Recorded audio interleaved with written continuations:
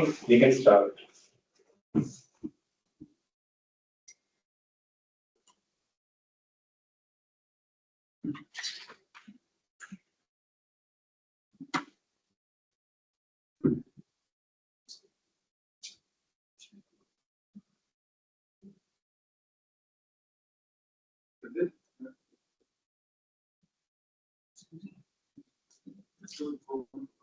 Sanjana, we can start. I think.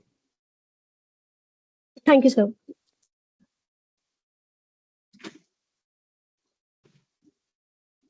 Good evening, everyone. A warm virtual welcome to all the guests, faculty members, researchers, students, and participants. Joining us for the sixth-day ATAL FDP on generative AI techniques, tools, and applications. I, Sanjana Singh, and my partner Pradney Prabhudesai are excited to be your host for this knowledge-packed journey into the cutting-edge world of generative AI. This event is not just a gathering; it's a convergence of bright minds and innovative ideas that are driving future of artificial intelligence. Over the next 6 days, we will explore transformative technologies, state of the art tools, and practical applications of generative AI through keynote session by some of the most renowned experts in this field.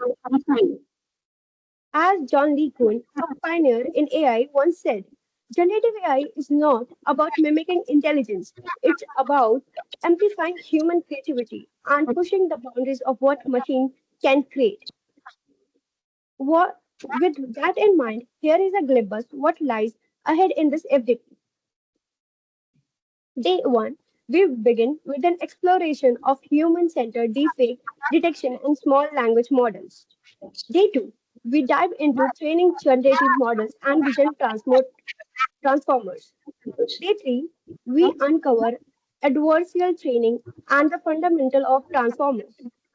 Day 4, we discuss generative modeling techniques and AI applications in marketing. Day 5, we focus on building Gen AI based systems and large language model LLM agents. Day 6, we wrap up with the diffusion models, Gen AI in healthcare and online test and validity session.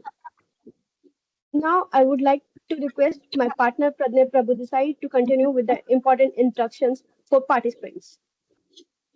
Here are the important instructions for the participants. Before we proceed, okay. First, attendance will be marked 30 minutes after each session starts. Please ensure you join the session on time.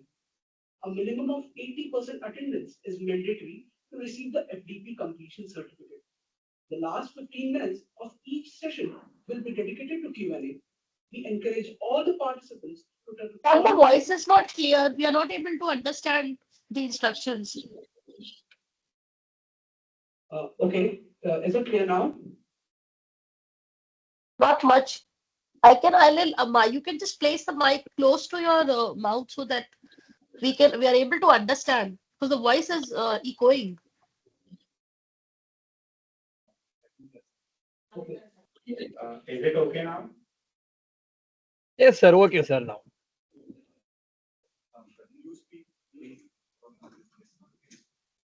It's echoing. We can't able to clear properly. Give us just 2 minutes. We are just rectifying this issue.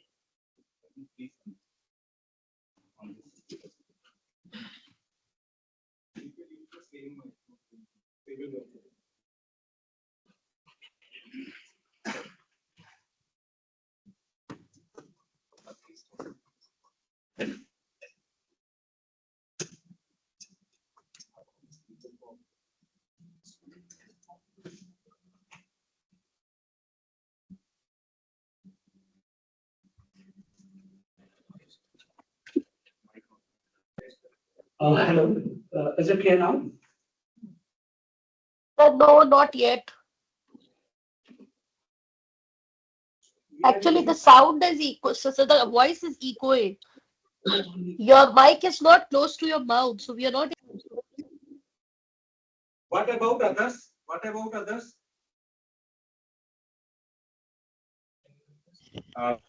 Any other participant please confirm about the audio quality? The same problem is going on, sir. I am also facing the same issue. Your voice is echoing. Your Sir, if voice you is can not. just tell somebody else to give the Yeah, madam, instructions. excuse me. Sir, why your voice is not clear, not clearly audible. Somewhat echo is coming. I think my voice is clear, madam. Yes, sir, clear. Yeah, thank you.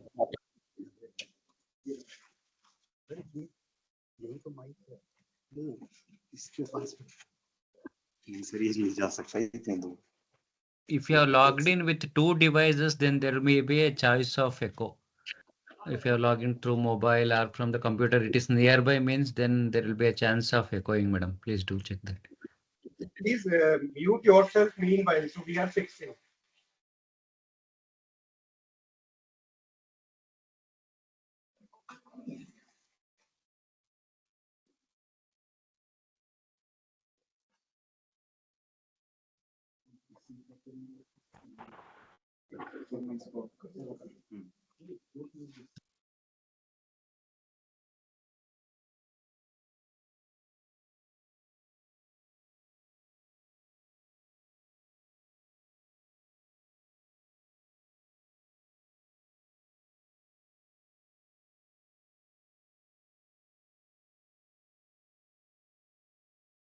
Am I audible?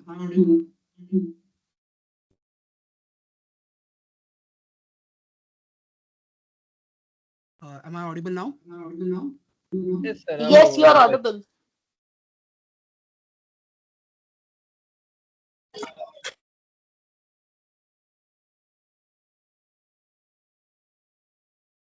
Hello? Hello? Hello? Abhinav?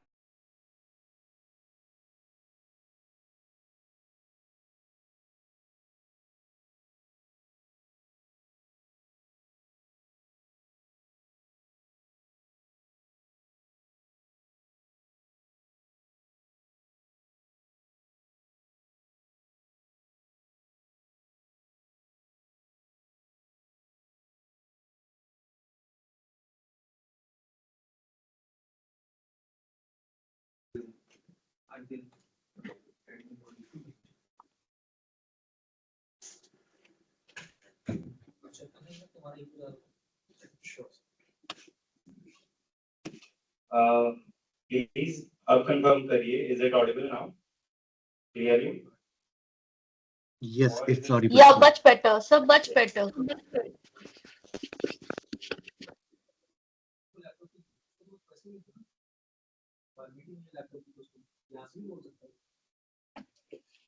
इसका speaker नहीं बंद कर सकते हो थोड़ी देर के लिए? Sir इसका स्पीकर बंद कर सकते हैं लेकिन फिर आप सबको कैसे सुनाई देगा?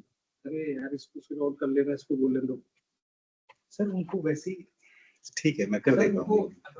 ये लीजिए, मैंने इसका स्पीकर बंद कर दिया। शुरू से बताओ ये बात। कोई बात बुला लो उसको, बुलाओ।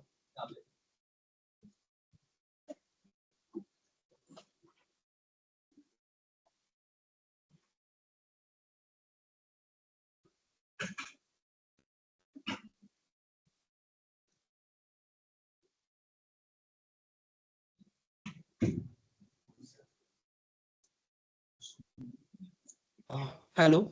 Am I audible?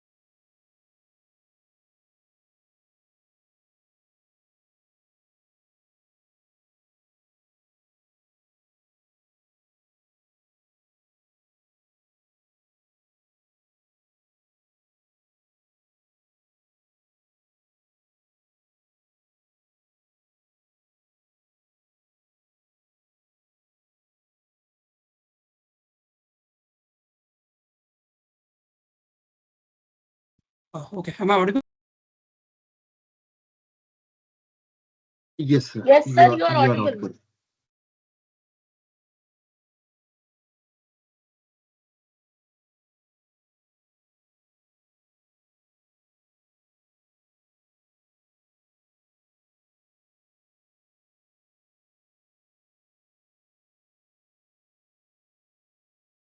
काफी स्लो इंटरनेट नहीं है, ठीक है, ठीक है. Hello, am I audible? Yes, sir, you are audible. Yes, yes.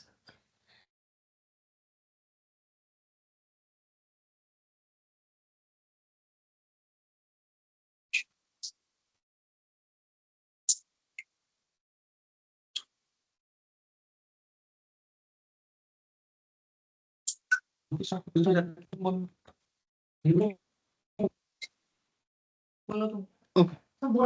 Okay. Here are the important instructions for the participants. Attendance will be marked 30 minutes after each session starts. Please ensure you join this session on time. A minimum of 80% attendance is mandatory to receive the FDP completion certificate. The last 5 to 10 minutes of each session will be dedicated to Q&A. We encourage all the participants to turn on their cameras while asking questions. With 650 plus participants across India, it may not be possible to address all the questions during the sessions. We request your cooperation and encourage concise and relevant questions. There will be an assessment of your learnings on the final day. We encourage everyone to actively engage throughout the sessions to make the most of this FDP. We request everyone to actively participate and make the most of this learning opportunity. Before we move forward, I would like to invite our esteemed event coordinator, Dr. Anurag Singh, to address the gathering and provide a brief overview of the program.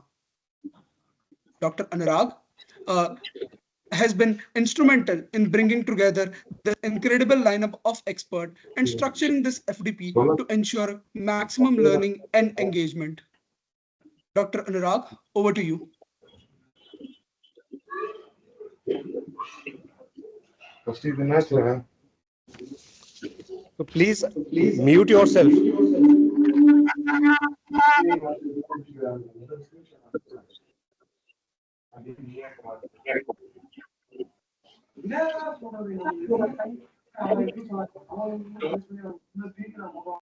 Yourself, all the participants, please mute yourself so that everyone can hear clearly.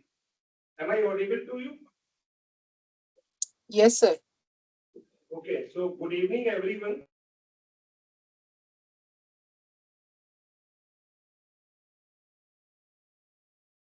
You're not audible, sir. Your voice is not hearing, sir.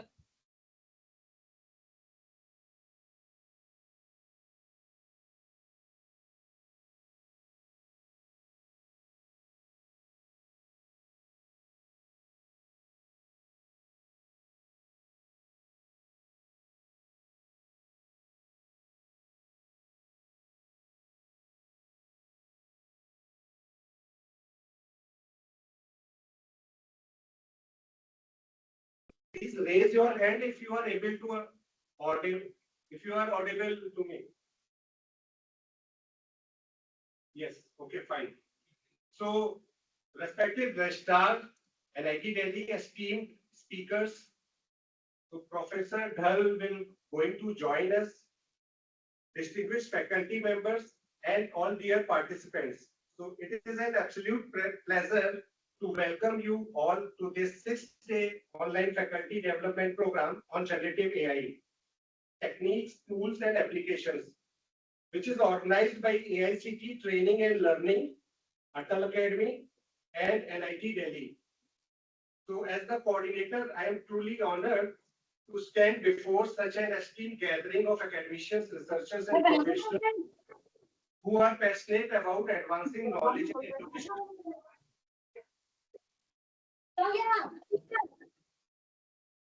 So I must say the overwhelming response of this FDP has been truly inspiring. So the sheer number of applicants applications we received reflect the growing curiosity and enthusiasm from generative AI, a field that is shaping the future of technology and redefining possibilities across industries. So we have around 650 plus participants for this workshop. So we definitely need highly cooperation as this program is going on in the online mode. As we all know, the landscape of education and research is evolving at an unprecedented pace. It is imperative for us as educators and professionals to keep up with the latest developments, methodologies, and tools. So this FDP designed to be more than just a learning experience. It is a platform for collaboration, exchange of ideas, and hands-on exploration of cutting-edge AI technologies. I would like to extend my sincere gratitude to NIT Delhi and AICT for their unwavering support in making this initiative possible. A special thanks to all the renowned speakers and experts from IITs and ITs industry leaders, like industries from Microsoft, Accenture, and we also invited some successful CEOs for the AI companies who have graciously agreed to share their experience with us. I also thanks to our student volunteers and staff for their support for conducting this event. Their insights and experts' insight and experience will undoubtedly provide valuable perspectives and enrich our understanding of the generative AI. So I encourage you to curious, engaged, and interactive during all the sessions. Ask questions, share your thoughts, and make the most of the opportunity. As our student volunteer told, that we can entertain few of the questions as the high volume of the participants. Still, you have any further questions, you cannot ask, you can type over the chat box. Also, I urge you to attend all the sessions with full commitment, meet the attendance requirements by AICT, and complete the final evaluation on the last day, which will ensure your certificate also. Don't forget to submit your feedback forms. They are essential in helping us improve future programs at the end of this program. Once again, a warm welcome to all of you. Let's embark on this exciting journey of learning together. Thank you very much.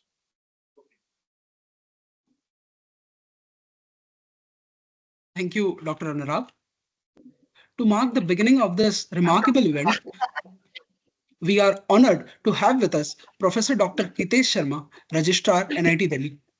Professor Dr. Hitesh Sharma has officially assumed the position of Registrar at National Institute of Technology, Delhi on January 8, 2025. A distinguished academic administrator, Dr. Sharma brings a wealth of experience and expertise to this pivotal role. Dr. Sharma's academic journey is equally remarkable. He completed his BSc from Himachal Pradesh University, Shimla in 1996, followed by an MSc in physics in 1998, and earned his PhD from Punjab University, Chandigarh in 2005. With over 2 decades of teaching and research experience, Dr. Sharma's contributions span cutting-edge areas of physics and material science. His research interests include carbon nanostructures, pure and doped nanoclusters, two-dimensional nanomaterials and their heterostructures, complex metal hydrides for solid-state hydrogen storage, perovskites, and high-entropy alloys.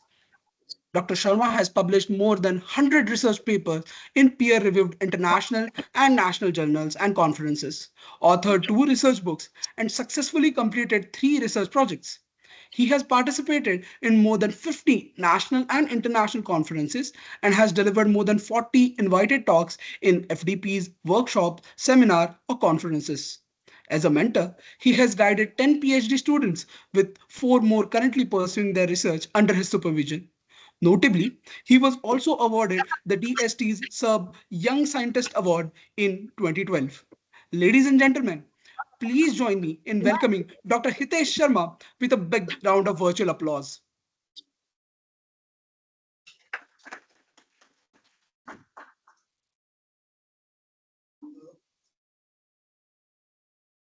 Very good evening to all of you. Am I audible?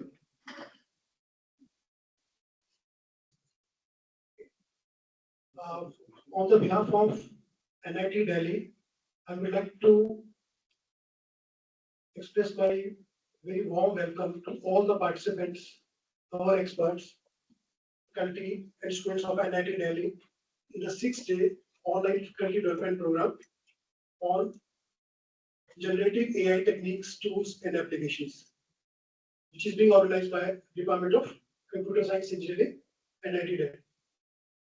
I would also like to express my gratitude to the organizers of this FDP, especially Dr. Anurag Singh and Dr. Karan Verma, for taking this initiative, which has received overwhelming response with more than 650 institutions across India.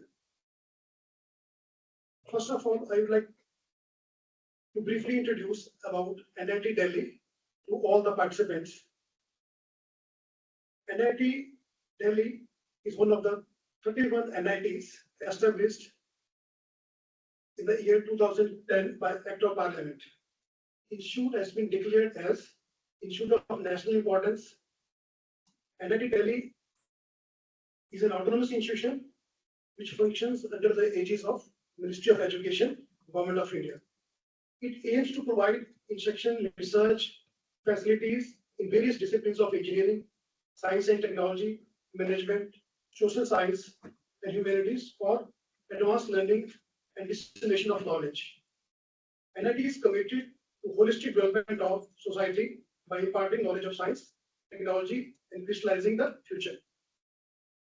NIT Delhi started its academic journey in the year 2010 by starting 3 undergraduate programs from NIT Warangal campus. In 2012, it moves to temporary campus at Dwarka, and then 2014 it moves to IAMR makeshift campus at Narela. For last 3 years, NIT is functioning from its regular campus from GT Karnal Road, New Delhi. Within a very short time, NIT Delhi has achieved many milestones, some of which I would like to highlight. Like in the very recent NIRF ranking 2024, Institute secured a remarkable rank of 45 among more than 4,000 engineering institutions in India. Institute also features in the global ranking, that is the Times Higher Education ranking. It scored 59 rank among the institutions within India of 107. Institute also features among the top 10% ranked institutions by very prestigious private rankings like Times of India, India Today Group, and Institute's faculty is working tirelessly for achieving noticeable research publications. Faculty have published more than 1,800 research publications in SCI journals with more than 17,000 citations, and overall Institute's H index is more than 53. Institute faculty in last 1 year has filed more than 54 patents in 1 year only, and more than projects, consultancy projects of value more than 6 crore are being currently undertaken by Institute's faculty and students. 90% of our students of passing batch 2024, they have been placed in a very good companies with the highest package of 87 lakh. Dear participants, I would also like to express that our faculty are actively collaborating with researchers from more than 150 institutions across India. And I would also like to take this opportunity to invite all of you who are interested to actively collaborate with our faculty and students and use our state-of-art infrastructure and research facilities to enhance further research collaborations. So dear participants, this FDP will provide us a very unique opportunity to learn more about AI techniques, various applications of AI models, and ultimately you will gain a lot of understanding and practical skills in generative AI. Lastly, I would like to draw attention of all participants to the fact that definitely you will be learning a lot of more AI techniques in this 6-day FDP, but we have to optimize the use of AI, and we also have to have for optimum use of AI, must have a deeper understanding of various processes, deeper knowledge of your domains, and you also have to understand various ethical issues which are involved in the use of generative AI in day-to-day life. So with these words, on the behalf of NIT Delhi, I once again welcome all the participants in this FDP and hope you will gain a lot of knowledge and gain more insights about the AI techniques and tools. Thank you.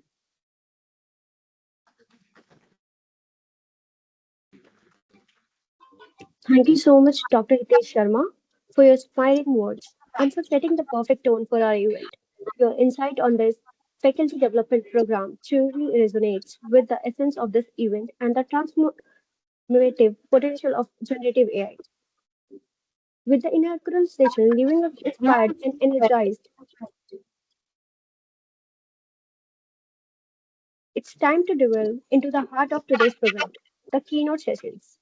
We are excited to begin with our first keynote speaker, Dr. Abhinav Dhal, who will be presenting on human-centered deepfake detection. Dr. Abhinav Dhal is an associate professor at Monash University, Australia, renowned for his contribution to human-centered AI, effective computing, and computer vision. With over 130 publications and more than 7,500 citations, his research has significantly advanced the understanding of machine perception of human emotions and behavior. Dr. Dahl's work has been recognized as highly influential, with 558 citations, highlighting the impact of his research. His innovative approaches have led to practical applications in mental health analysis, emotional recognition, and social robotics. Beyond his research, Dr. Dahl is dedicated to education and mentorship, guiding the next generation of AI researchers. His collaboration with industry partners, Brett,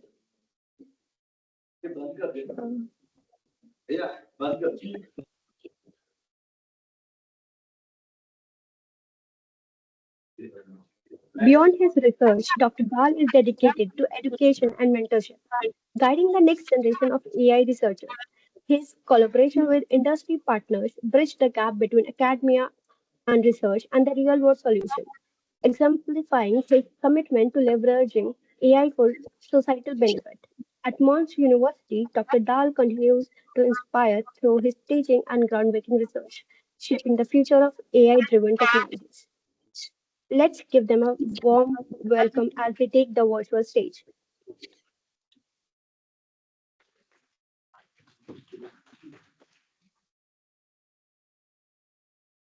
Good evening, everyone. I hope you can hear me. Yes, sir, you are audible to all of us. Yes, sir. Yes, sir. Thank you. Good evening. So allow me to share my screen and then we can start the discussion.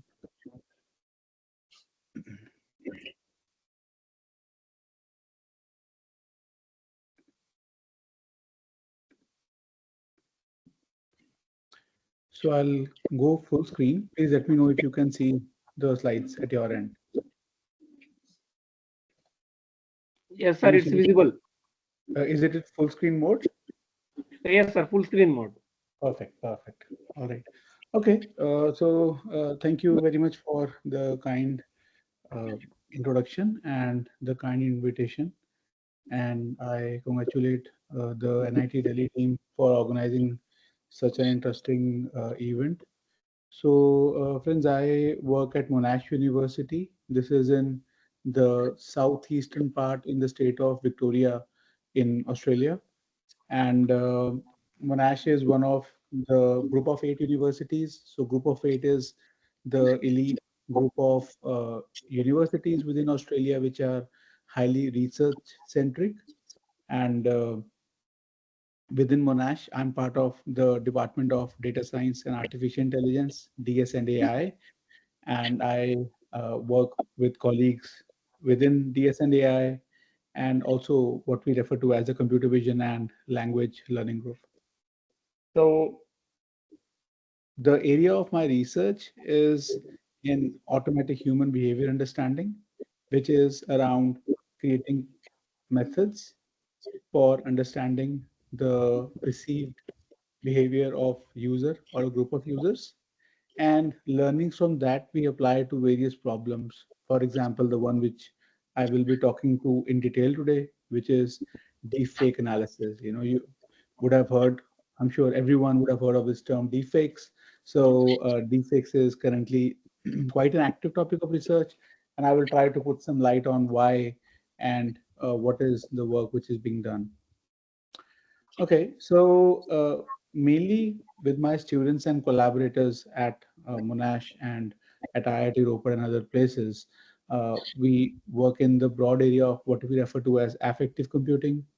So affective computing term was coined back in the early 1990s by Professor Rosalind Picard at MIT, which essentially means area of computer science which deals with methods and systems which can sense the affect, sense the emotional state, perceived emotional state of a user or a group of users, and then suggest what should be an appropriate reaction from an interface or from a machine, which can increase the productivity, safety of the user.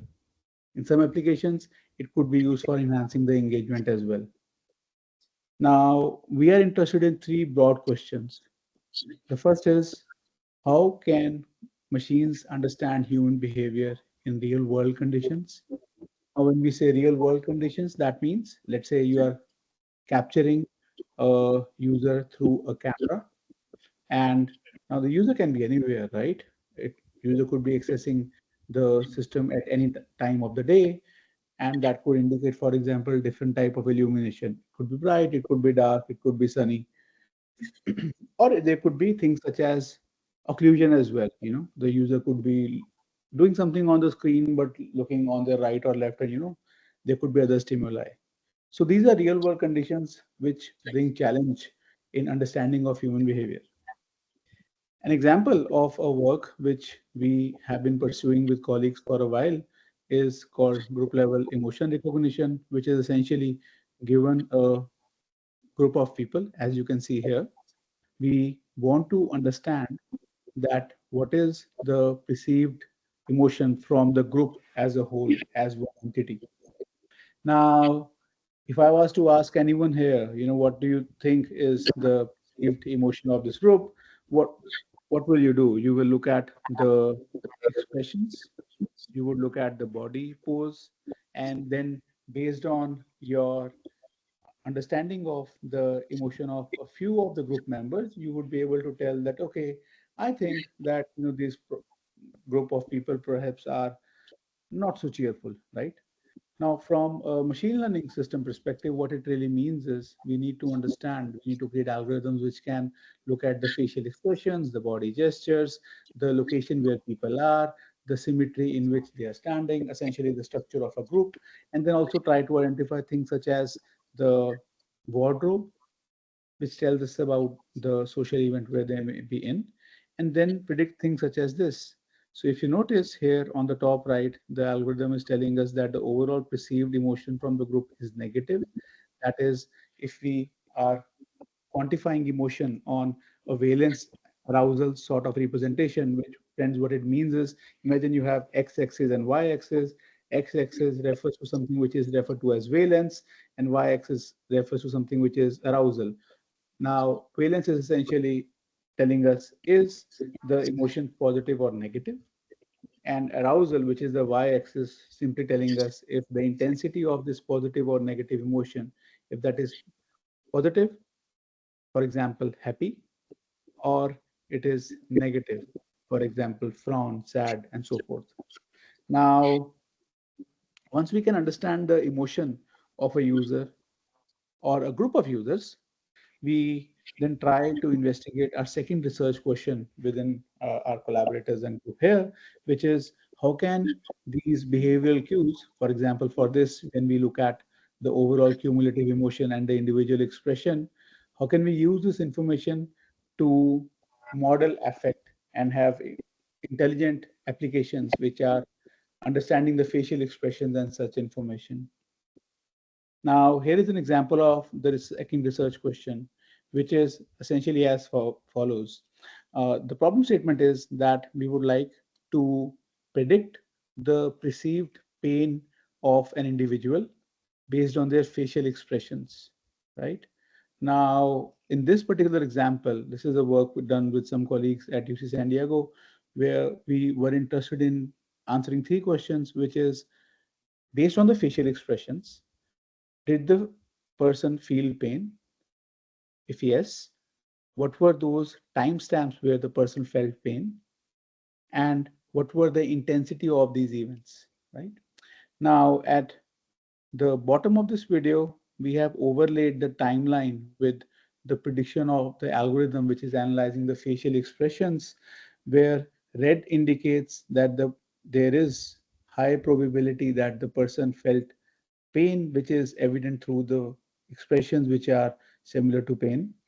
And 0 means the person essentially has more sort of a neutral or relaxed sort of expression, which could indicate that there is no pain episode.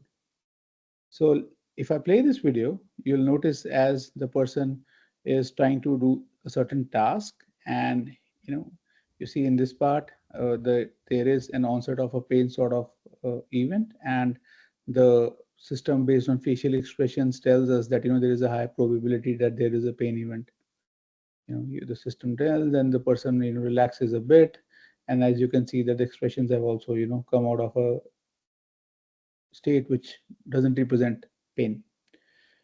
So along with collaborators, we are working on different problems where expression and emotion information can be used, and that is where deepfakes come into the picture as well. So I would be discussing this in detail, but essentially what we are interested in is we would like to understand the perception of deepfake videos from a user perspective, and then design networks which can detect deepfakes similar to how users would react when they are presented with deepfakes. Okay. Now, the first one was we wanted to understand human behavior. Second is once we have some information about the behavior, so we want to use those cues for applications such as the one which I demonstrated. And the third one is, well, the second part of affective computing, which is the reaction. So once the system understands the affective state, the emotional state of the user, how should we create appropriate reaction? Okay. An example of that, friends, is this problem statement where we have a real person's 3D mesh, which is labeled as speaker, who is interacting with a virtual avatar. Again, instead of the virtual avatar, we have the 3D mesh, 3D model of the virtual avatar. Now, what we want to do is, based on the facial expressions, the speech-based emotions, and the facial movements of the speaker, we want to generate an appropriate reaction. Now, imagine a use case scenario. In the very near future, you go to a social media website or an e-commerce website, and you interact there with a virtual avatar, which is not so far away, right? Now you interact with the virtual avatar and you explain, oh, okay, I want to buy sports shoes for soccer, and then you narrate that what sort of shoes you are interested in. Now the response of this virtual avatar on this e-commerce website, that ideally should be informative and engaging enough so that me, the user, is interested in further conversation and then look at whatever other options suggested by the avatar. Right now, this is not so far in the future, okay? But what I'm going to show you is when this person, which is a 3D model of a real person's face, speaks, the virtual avatar creates a reaction which we think is engaging, which is appropriate. Okay.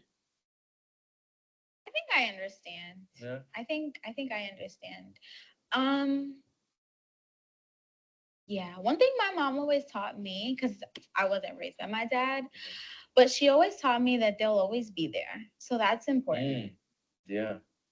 Because So if you notice towards the end, when the speaker says that's important, the listener has a smile. Now this is a generated smile, which our system predicts that when the input is the facial expression and the speech-based information of the speaker, what should be the appropriate reaction of the avatar, right? So we're very interested in these sort of problems because we can use this in applications which have wide variety of implications in things such as in digital health, and then in cybersecurity, and even e-commerce sort of scenarios as well. Okay, so this is essentially what we have been working on. And is there a question?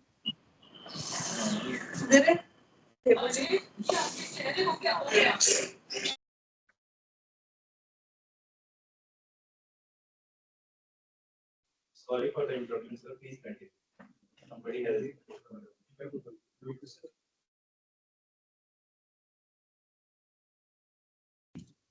Sir, your mic is mute.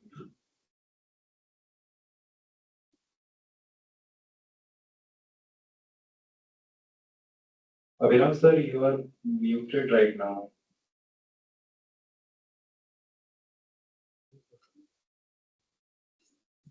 So from what part did it go to mute? It's fine. It's fine. Yeah, it's fine now. It's fine now. So did you hear the video, audio, and all that? Yes, sir. So let me know, if this was the point where we were. Okay, so the screen is also visible. Let me share it again. Okay, so is the presentation now also shared? It's visible? Yes, it is visible now. Okay, thank you. Yes. So thank you.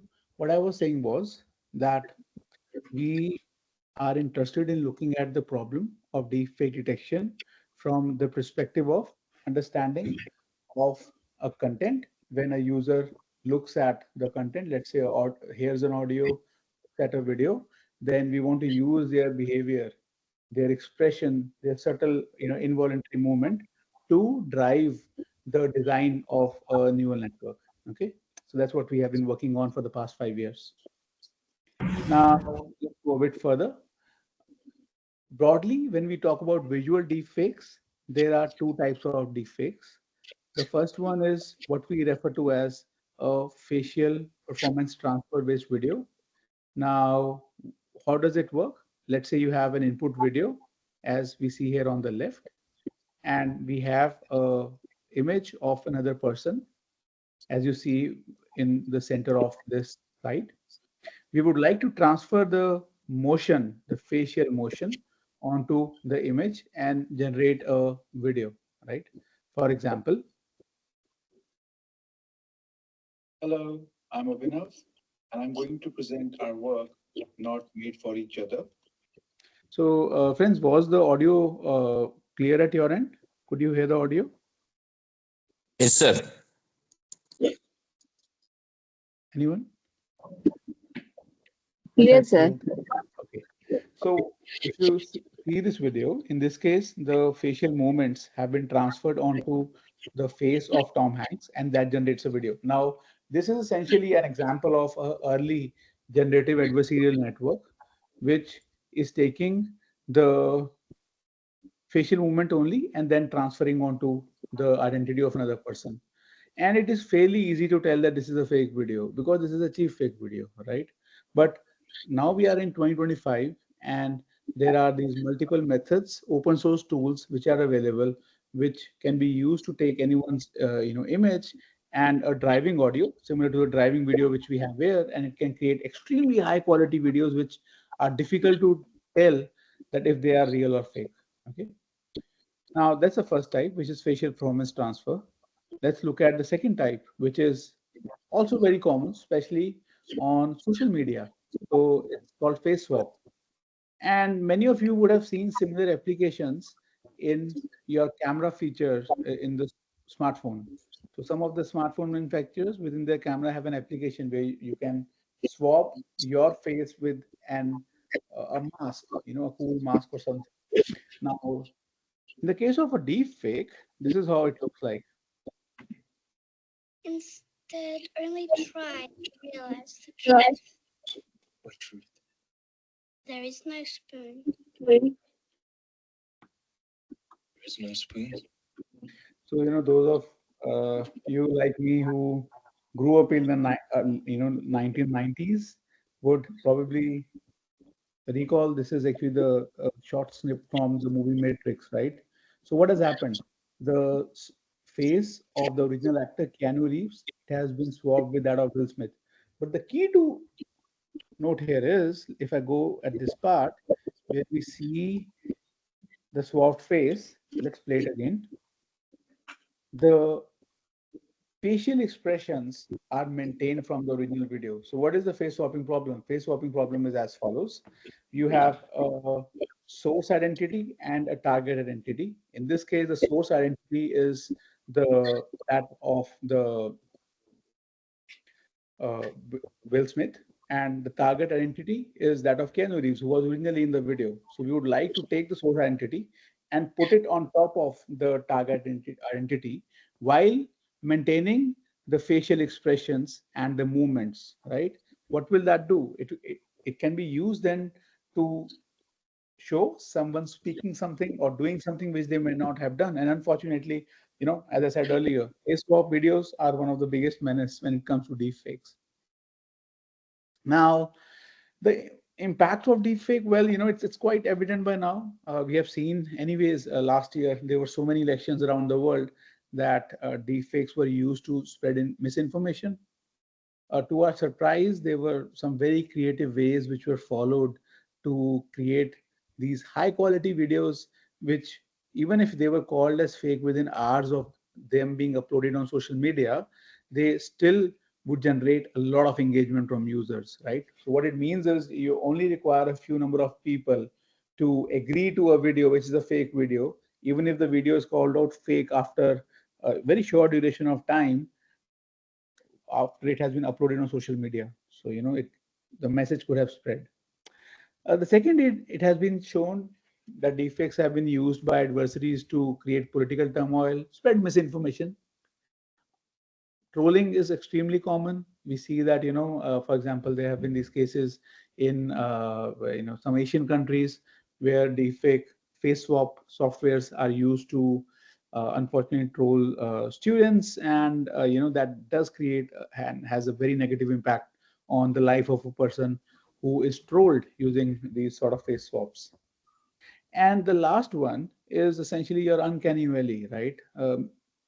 Imagine a scenario where you come across a lot of computer generated media, a lot of deep fakes. Now, let's say there is a video which is real. It is not edited or created using AI software, and a user comes across that video on social media. Now, what if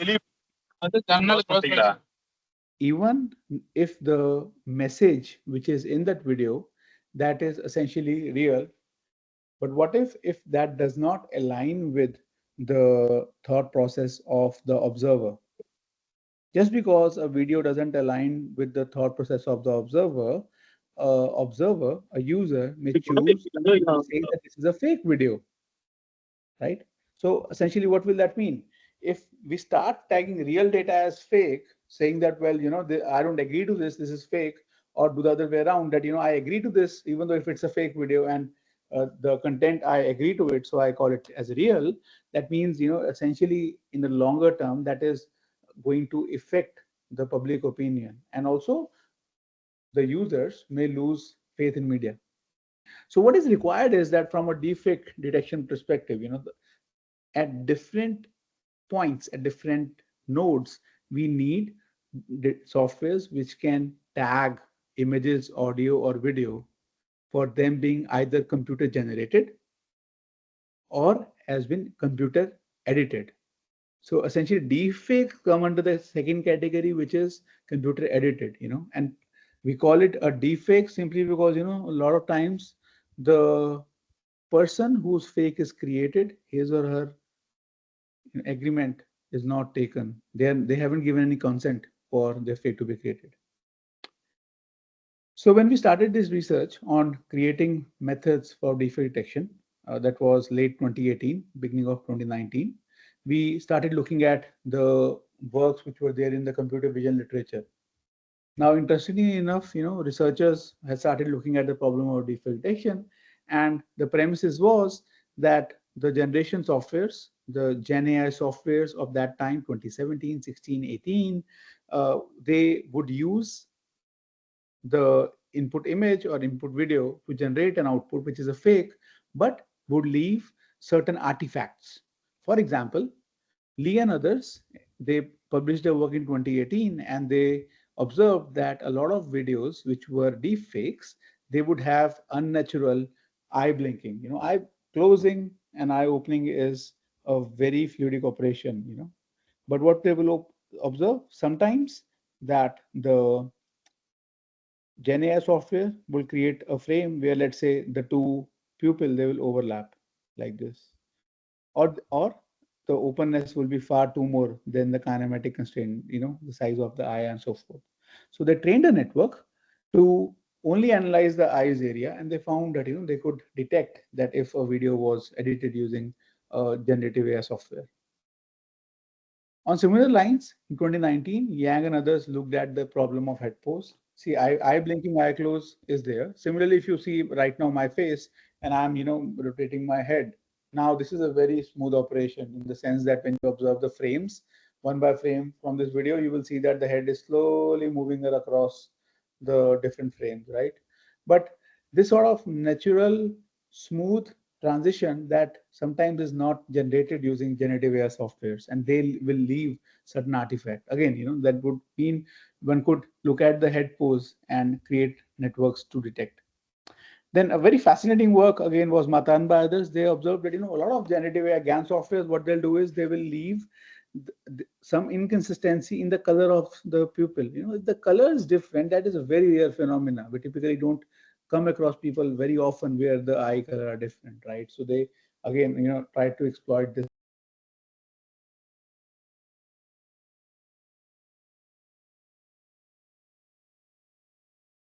You are on mute.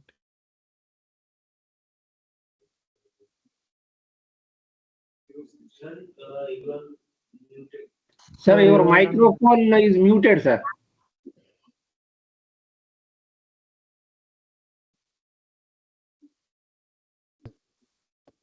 Can you please make sure that no one is muting the microphone again and again? It should not automatically get muted. Yeah, we will do that. Okay, sir. Yeah. So just let me know the moment it gets muted. This is very weird. It should not get muted like this. Okay. You can hear me now clearly? Yes, sir. So can anyone please tell me at which part did the microphone go to mute? Was I discussing the eye color or head pose? Eye color. Eye color, sir. Oh, from eye color. Okay. Yeah, I request the the admin, please, if the system goes to mute, just let me know at that very point. Okay, so I was saying that when you observe the eye color, there is a tad bit difference in the pupil color, which was observed by Matin and others, and they were successfully able to create neural network-based detectors for it. The other is very interesting work from Hanny Freed's group. They observed the difference in facial illumination, which could be used as a cue for trainee detectors. And then there have been a large number of works where architectures such as the transformers have been used for detecting forgery or deepfake in images or in audio or in audio visual data. And then some works from our group, for example, with collaborator Sai and others, we looked at multimodal approaches, where both audio and video are present. And then, one of the works which I'm going to discuss with you in detail, based on synchronization, how that can be used as one of the cues for detecting if the input audio video sample that is a deepfake. All right. So this is 2018. We started back with user study.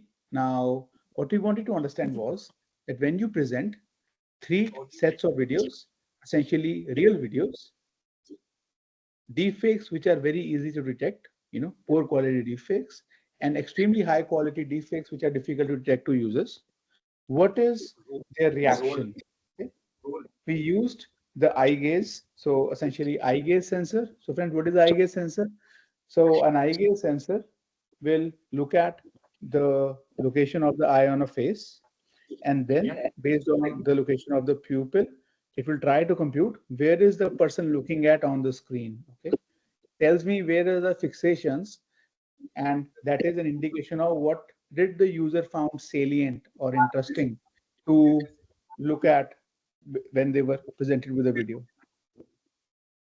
Then we also had the EEG sensor. So this was your typical 12 node sensors which were put on the head of the user. We wanted to see, can we analyze the activity from these sensors and tell if a video which a person is looking at is real or fake. Now, we did a couple of experiments in this, but one particular one, which is, I should say my favorite one, was quite an eye-opener, is this. Now, when we look at the real versus fake video analysis for their eye gaze, that is, where are the users looking at, we observed an interesting phenomenon. So in the row one, we have here first a real video. So this fellow is the main actor.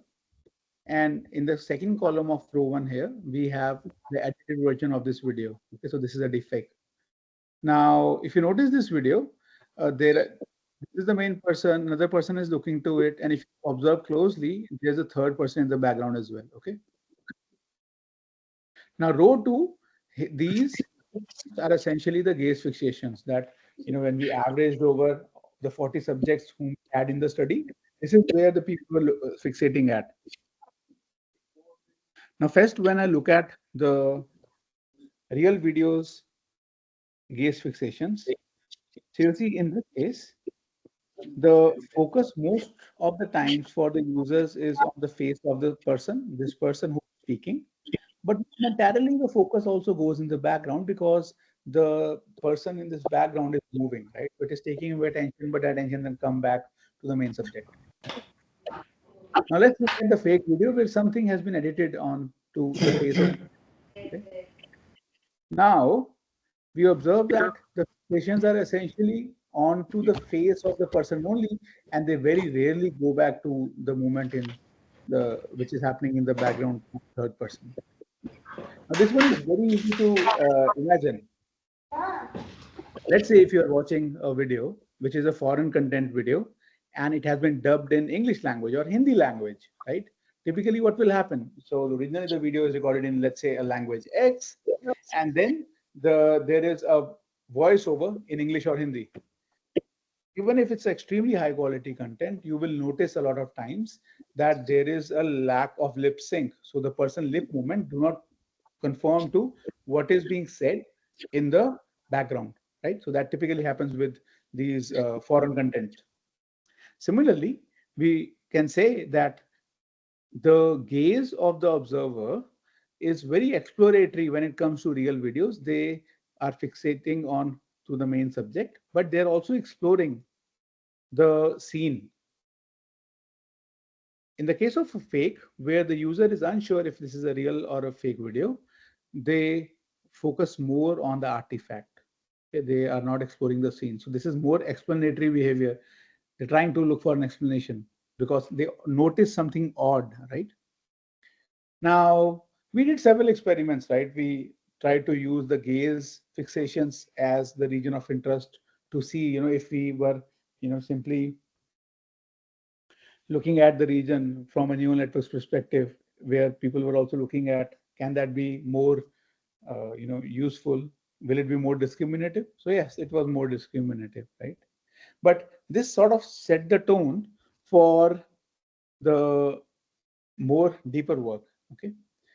Now, here is the hypothesis of the first network we designed, which is if either of audio or video is manipulated, then we will observe an artifact in terms of the loss of lip sync or unnatural facial lip movement. So if either of audio video, there is a mismatch between the audio or video, we observe it. How do we observe it? In the form of loss of lip sync and so forth. Now, this early work, from 2020, this is inspired from a classic work from psychologist Professor Grimes, from his early work from his group in early 1990s, where he and his group were conducting these experiments where they were showing advertisements to observers in a study, and then trying to understand the effect of things such as lack of synchronization between the audio and video on things such as the retention of information which was being conveyed in the video, and also trying to understand the cognitive load, right? So if the user notices something which is odd, let's say in terms of lip sync, or there is a delay or some artifact, then they notice it. The moment they notice it, they will again go back to the explanatory sort of behavior which we observed in the last slide. So that should increase the load as well. Okay. So that means if I have to prove my hypothesis, then I would like to design a network which should be able to exploit the disharmony, the dissonance between the audio and the video, the two modalities. Okay. So here is the initial work. You have an input audio visual segment. And what we do, we divide the video and audio into equally dimensioned segments here. So here is video segment 1 and the corresponding audio segment 1. For the video, we detect the location of the face. And for the audio, we will extract standard features such as MFCC. Then we have a 3D convolution neural network. And for the video channel, similarly, we analyze the audio.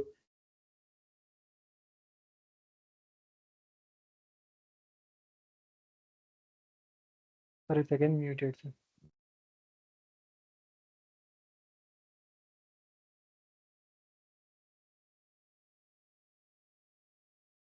Again muted, sir.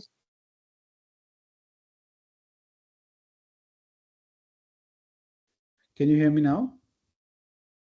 Yes, sir. Okay. Can Yes, you sir. tell me at what point did I go on mute? Equally divided into segments. Okay, okay. Thank you. Thank you for listening so carefully. All right. So we divide the audio visual segment into video into segments. For the video, we detect the face location, and then we input that into a 3D convolution neural network. Similarly, for the audio segment, we extract standard features, in this case MFCC, and we would have a convolution neural network. Now, remember, hypothesis was audio will not belong to video or video will not belong to audio if there is a dissonance, if either of them are modified, right? So that means either audio is a deepfake or video is a deepfake, or audio visual both are deepfake. So for that, what we do is, for the fully connected layer, for the video channel and the audio channel, during the training, we add a contrastive loss between them. And in order to increase the discriminative ability of the individual channel, the video channel or the audio channel, we add toss entropy losses as well. Now your contrastive loss will decrease the distance between the positive pairs as compared to the negative pairs. So that is what we want, that the audio visual pair which are real, their embedding distance should be less. The audio visual pair with either of them or both of them are manipulated, are deepfake, there the distance should be more, right? So that would mean during the inference time, we have audio visual data point, we divide it into segments, and then we would simply compute the distance between the weights of FC8 of the video and that of the audio. Okay, if the distance is larger than a particular threshold, we'll say it's a deepfake, otherwise we'll say it's a real video. Now, we did the evaluation on a very popular data set called the DFDC. This is released by Facebook, where there are 7 different methods of edits, basically 7 different GAN methods which are used, and there are around 3,000 identities. So a very comprehensive, very well referred resource in the community. And the second one which we evaluated on is essentially a deepfake version of the WIT-TIMIT dataset, which is called DF-TIMIT. Now we evaluate the AUCs here, and what do we compare with? This is our method which is trying to exploit the dissonance between audio and video. And here is a Siamese network, and then 2 vision-only based network. We observe that for the Facebook dataset, the method performs pretty well as compared to the other methods. And for the smaller DF-TIMIT dataset, the method performs well, not extremely good, 100% as we see here, but fairly good. Of course, when we observe that this is actually a far smaller dataset as compared to the DFDC dataset. Now, if we look at some of the qualitative results. So what I'm going to show you, friends, is a fake video of President Obama. And on the x-axis, we have the segment ID. And on the y-axis, we have the dissimilarity score. So remember when we compute the distance between the audio and the video embedding? So that score which you get, if that is high, you have a deepfake. If it is low, you have a real video. Now, this is a very interesting deepfake video which I'm going to show you, okay? In this case, the video is manipulated using a GAN software, but the audio is real, but does not belong to the president, but is that of a mimic artist. Okay, let's play the video. We're entering an era in which our enemies can make it look like anyone is. So you see the embedding here is giving us the distance is giving us high score, which indicates that this is a deepfake. Okay. Now just to compare that with the real video, here's the real video of President Obama. Let me play this. Hi, everybody. Anaya, thank you for that beautiful introduction. So here you see that the score is pretty low. That means the audio visual embedding, they belong to each other, right? So this is not a fake. So this one actually is a far, I would say a bit more trivial problem where you have audio and video. But one thing we realized was that, when you are generating a long video, and any one of you who has used any generative AI tool or is working or researching in GANs or transformer-based generation or the recent diffusion network-based methods, would have realized that when you try to create long videos, there are artifacts. Okay, so if there are very evident artifacts in audio or video, they are actually more easy to determine. However, if we are combining real and fake data, only using the generative AI software in places where we would like them to change the narrative, then it gives a more convincing picture. Okay, so what did we do to validate this experiment? In this video, we have in the beginning a real video of this person speaking something, then we inject some fake frames in the middle, and then real video again. Okay, and then we did the same experiment, chunk-wise computation of the distance between the audio and the video embedding. Okay, let's see how that works out. So you see this person is speaking real, and then when the fake chunks are detected, then the score is high. But I want to draw your attention to a very interesting thing here. Okay, so this is a real chunk. Okay, and notice the face of this person. All right, now when I go forward into a fake chunk, please keep on noticing onto the face of this person.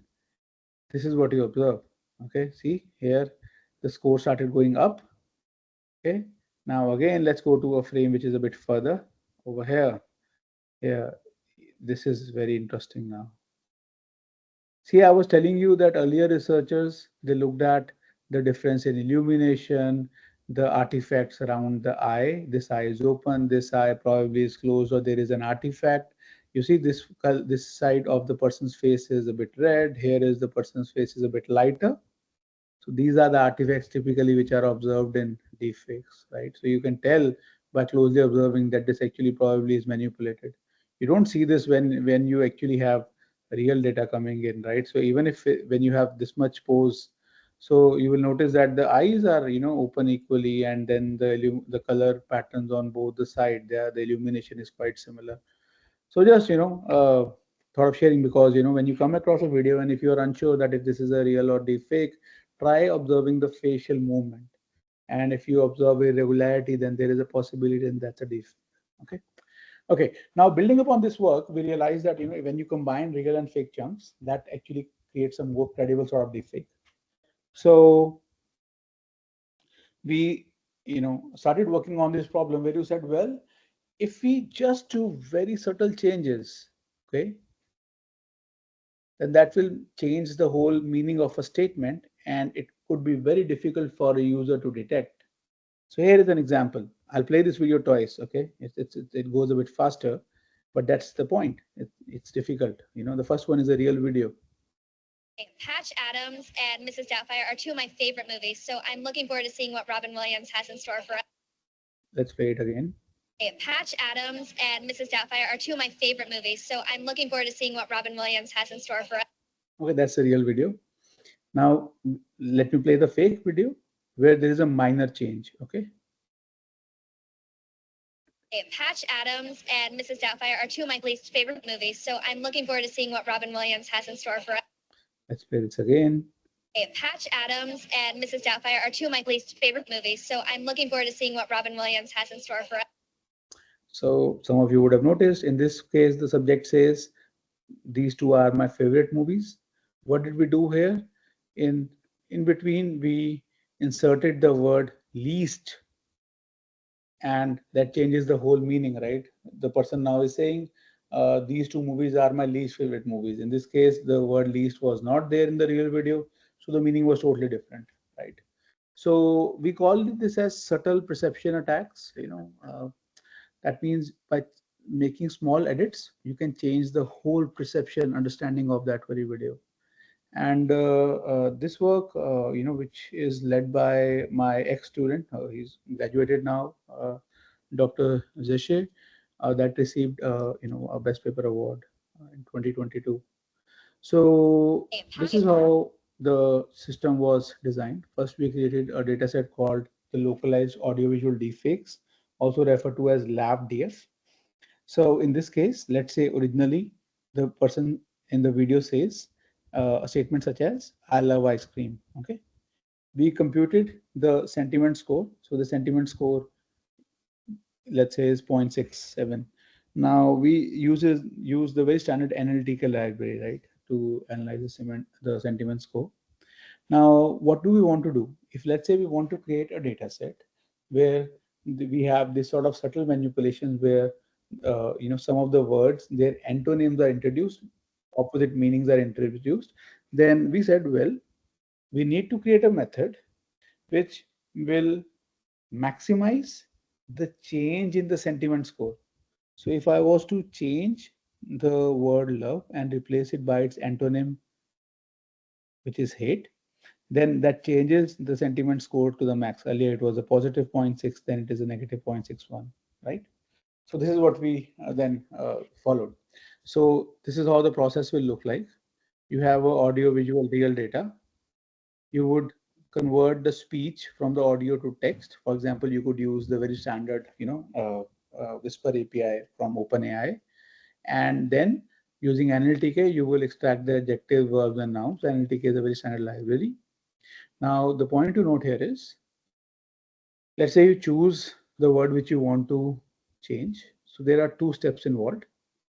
First is changing the word which you have chosen with its opposite, its antonym, and then generating the deepfake. So what's the first step? You would then create a voice reenactment module, essentially either a text to speech or a voice cloning based method, which will generate a word which is,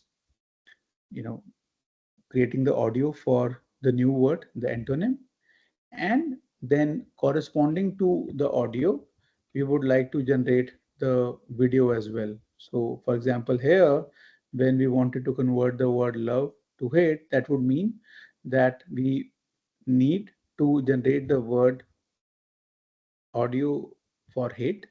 And once we have the audio, using the input frame, that is the identity, and the new audio which is generated, we will create the video which is going to be inserted into the real video.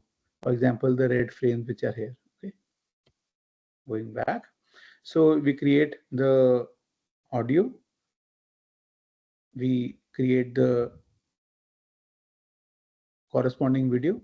So corresponding video where essentially here we want to do facial performance transfer. So if you recall, I was saying the two primary sort of visual deepfakes are facial performance transfer and face swap.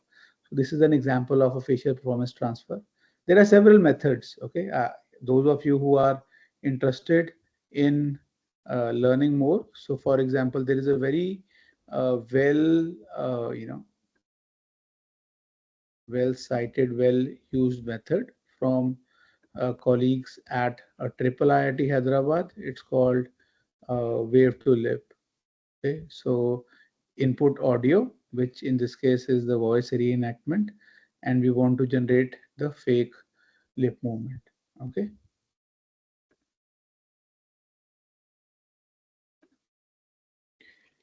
So this way we would create the fake audio visual segment. Now there are three possible variations. See, if you think from the perspective of someone who wants to create misinformation,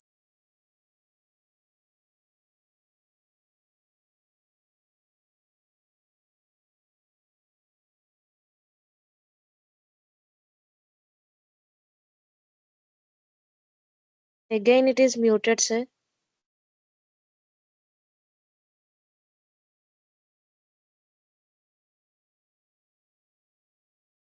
can you hear me now? Yes, sir. Okay, thank you. So I was saying, Yes, sir. thank you.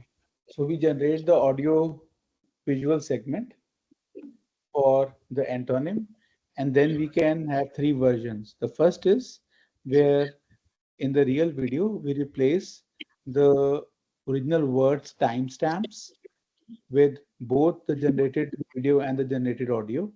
The second is you could have the audio only replaced, and the third is you could have the video only replaced, right? So three different versions, essentially trying to make the job of deepfake detector difficult, and also from the perspective of misinformation spreading. If let's say someone is not paying very close attention to the video, okay, it could be a fake, or is looking at, but the audio is not focusing on the audio, low volume, or is in a place where there are no other disturbances, a lot of people around, then because we had the real video but the audio message was only which was deep fake, sometimes the user will not notice it. Okay. Now we tried out several methods, but here is an example of a method which is proposed in that particular paper, and it's based on the earlier dissonance work only. So input video, audio, and we have a video encoder and an audio encoder. In between the embeddings, which are from the output of both the encoders, we during the training have a contrastive loss. Then what we are trying to do is we embed a classifier level loss. So saying, okay, given an image at which is the current frame, is the fake or not? Given the audio frame, short duration, is it a fake or not?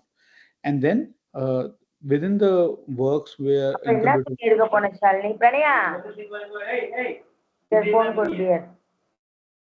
guys, can you please keep your mic on mute?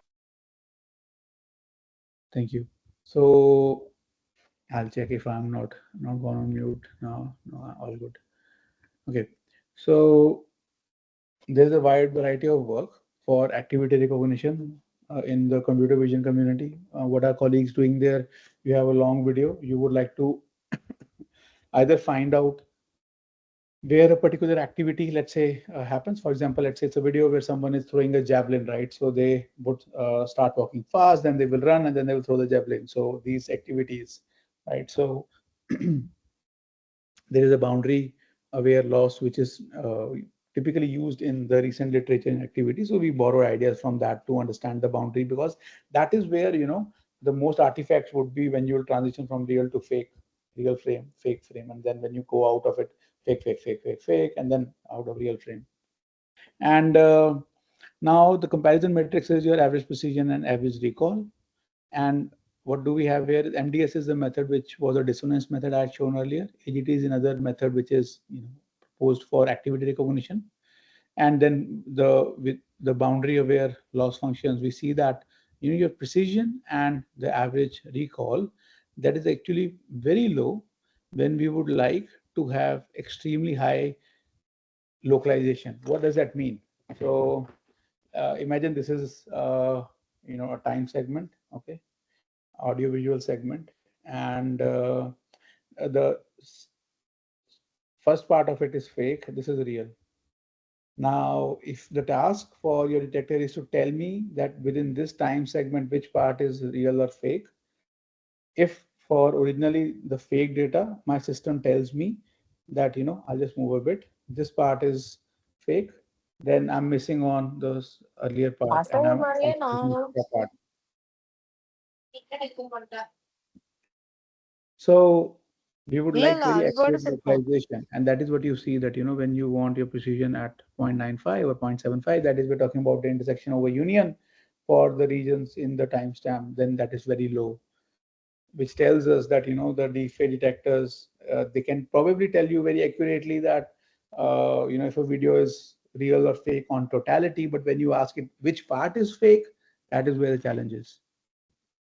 And Vizeshi and Shreya, we also did a survey where we wanted to understand how well participants are able to localize, essentially tell that if a video is fake or not.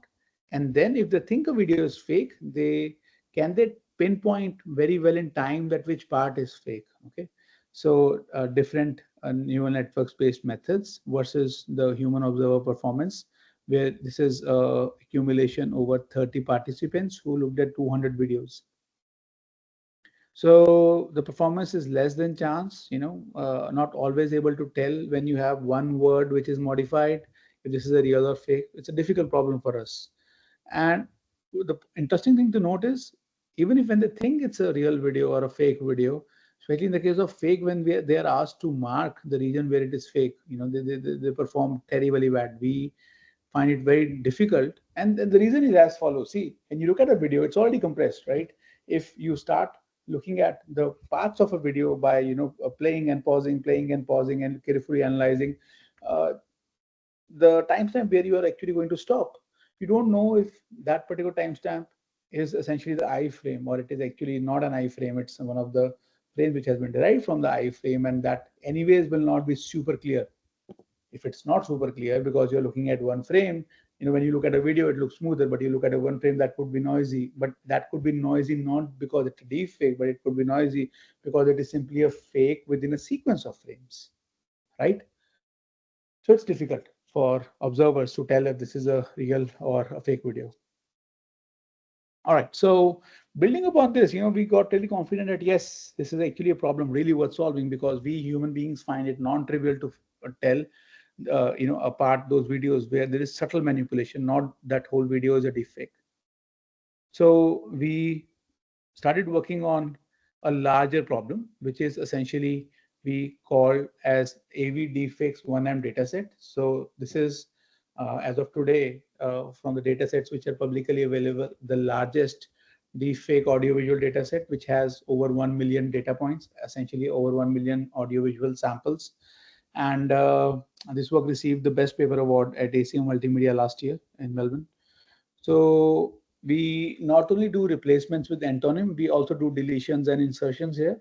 So what would that mean? For example, if you look at the real video, in the real video, the subject says the great songbook, and then either you could replace great with terrible, changes the meaning, or you could replace, let's say in this statement, when the person is speaking, I'm not going, you delete the word not and simply remove the audio and make the video as neutral, person is not speaking, so that changes the meaning again. Or you could insert a new word. For example, in this you say and unique, and you insert the word not, right? So replacement, deletion, and insertion. And we also were very interested in, we thought, well, one way of changing the antonym in the earlier work was that we try to maximize the change in the sentiment score. But we said, well, let's use a large language model to force the change in the semantic meaning with more control. So here is the method, the whole pipeline. So you have the audio visual data. You convert the audio into text using Whisper API. And then we use ChatGPT, okay, our good old friend ChatGPT. This is how we use it. Well, we created a prompt, and the prompt is, you are a helpful text modifier. Your target is to modify the provided text to invert its meaning to the opposite direction. The operation can be one of delete, insert, and replace. Please generate output for the following input with 3 operations, and then you have a JSON file, and the text which we have extracted using the Whisper API from the audio of the input video, that is then input into this. Okay, and then this will change the meaning by either inserting or deleting or replacing. All right, so when we do this, when we look at the frequency of occurrence of words. So in the original audio-visual data, we see, the word good, great, never, always, important occurring very frequently. But then when we use ChatGPT, or you could use any other LLM for that sake, then we see that these words, they become quite frequent: terrible, dislike, hate, and so forth. Now, once we have the text which is manipulated, we followed either of two methods for generating the audio. Remember what I was saying? You choose the text which you want to modify, and then you have to generate the corresponding audio and use that to generate the corresponding video.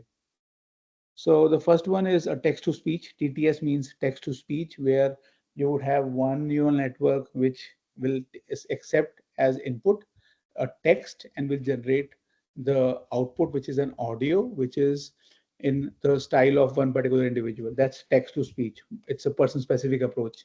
The other is you could have a voice cloning approach, where you would say you have a neural network, takes two inputs. One is an audio sample, which tells you the style of speaking of the subject for whom you would like to generate the audio, which is the output of the neural network, based on the text, which is the second input. Remember, two inputs. One is the style of the person. Second is the text which you want to be generated in the style of the person which you are giving as an input. And we used zero shot method here. The reason is, well, when you are inserting or deleting these small words at different locations, what we realized was the audio just needs to sound a bit like the real person. It doesn't exactly have to be the same, simply because when you have a long audio visual sample and small ones are changed, the users don't notice. And that is what I'm trying to think from the perspective of someone who would like to create misinformation. Now, either of these two are used for generating the fake audio. Then there are two options. One is we only generate the real word, the new word, or we generate the whole sentence as well. Based on either of these two, we would then use a wave to lip-like method, a recent one called TalkLip, which again would take a frame, the real frame from the real video, and then it will generate the talking face from that particular frame. We also try to do head pose normalization as well, because if let's say the person is moving head pose, then you have to be very careful that what is the driving face in the case of your talk to lip. Then you could again do the same thing as we did earlier, either replace or delete or insert. And also, either you could do that for just the real audio, real video, or for either of these. Okay. Now this leaves you with a lot of permutation combination. Either you can have fake audio, fake visual, fake audio, real audio, fake visual, or replace, delete, and insert. And this is just some statistics. I will not go very deep into this, but think of it this way, that because we were interested in this question where we wanted to generate a very large number of samples, and one of our hypotheses was that if we have a controlled number of methods which we are using for generating the deepfake, we had one video method and two audio methods in this diagram which I just shared with you, and we generate a very large number of data points, then how well can we detect? We have fixed the amount of variation which is possible from the perspective of the types of signatures which the deepfakes will have, and we have a large amount of data. So any decent classifier should be able to train, right? So if you see, for example, the number of subjects here are almost over 2000. And then there are different iterations. When the full word is changed, 40% is full word generated, and this is 12% where for example, one of the words, etc. generated. Comparison is with LabDF, which is the earlier data set where we use sentiment scores. Now this one was quite a comprehensive study, but what we also did in parallel last year, friends, was we organized a benchmarking effort, which we call the 1 million deepfake challenge, as part of ACM Multimedia last year. And around 190 teams participated. So we'll just share some learnings which we had from them. First of all, the teams found out that the deepfake detection task was relatively easy for them with comprehensive networks. But the task of localization, that is detecting where a particular segment is fake, that was non-trivial. Further, we noticed that almost all the high-performing teams in methods which performed very well, they used audio representation such as wave to vec2, intern video for the visual aspect, wave to vec2, of course, for the audio aspect. And also, every method essentially was using some form of cross-model attention, from a transformer or similar aspect. Now, there was a very good discussion at the event itself here during, in October, and we, kind of came to the conclusion that, there are a lot of changes, a lot of additions which are required to this particular data set. One is, of course, to add the data of different languages. The other is also, around ethnicity. So we would like to improve the ethnicity variation as well. And most of the data in the current form is frontal, that is the user is looking into the camera. But we are very interested in, videos generated where the person is not directly looking into the camera, the profile faces, because not only always going to get deepfakes where the person is always looking straight into the camera. For the non-frontal one, it gets difficult to detect. Further, we are very interested in looking at, these foundation models for synthetic data as well. For example, can you create a foundation model which is very, very well trained on sort of real data, real high quality faces, and then you can use that for fine tuning and then further predicting if it's AI generated or AI manipulated sort of deepfake. Also, since we work in affect, and if you recall in the very beginning, I was telling you, well, affective computing is you sense and then you react. That is in the form of user interfaces. During the COVID time, we did a project where we wanted to detect if someone has joined a Zoom or Teams meeting as an imposter using a generative AI software. So that is, where using a generative AI software, someone takes over the identity of another person. So this is that particular example. Right. So this is a simulated meeting. So what I'm going to do is I'm going to roll call these people. Here is that software. What it does is it will when chosen a particular face, it will try to analyze the facial movement to tell if this is a deep fake. Essentially, is someone using a deepfake generation software to impose as someone else in a Zoom meeting. Okay. For your record, this meeting is being recorded. So I'll call Shreya first, this individual. Calling out the roll call, and please say your name and your ID number for the Shreya. Hi, my name is Shreya. So as this person My speaks, ID number the is system is analyzing her facial expressions and facial movements, and then says that the probability is low that this person is using a fake software. My name is Vineet, Then and this my person ID is who is actually using a fake 2176. software, so then the system says that, well, probability is very high that this person is not who he is seen to be in this meeting, and this is actually a deep fake. Okay, someone is using someone else's identity. The other thing which I find very interesting is looking at the cross-cultural aspect as well. So, for example, in this video, we have original video, and this is a face swap video, but they look very similar. Japanese at home. So basically, one would require very nuanced information about another culture. So we, how well, for example, can we tell when we look at a video of an Arabic subject or an Asian subject, or let's say an African subject, that we understand the nuanced differences of how they will express, and if there was a deep fake, how well can we spot it? So we did a study along with colleagues here at the American University of Sharjah, where we hooked these observers with EEGs, and then we asked them when we showed these sort of videos to them and said, well, can you tell if this is a real or a fake video?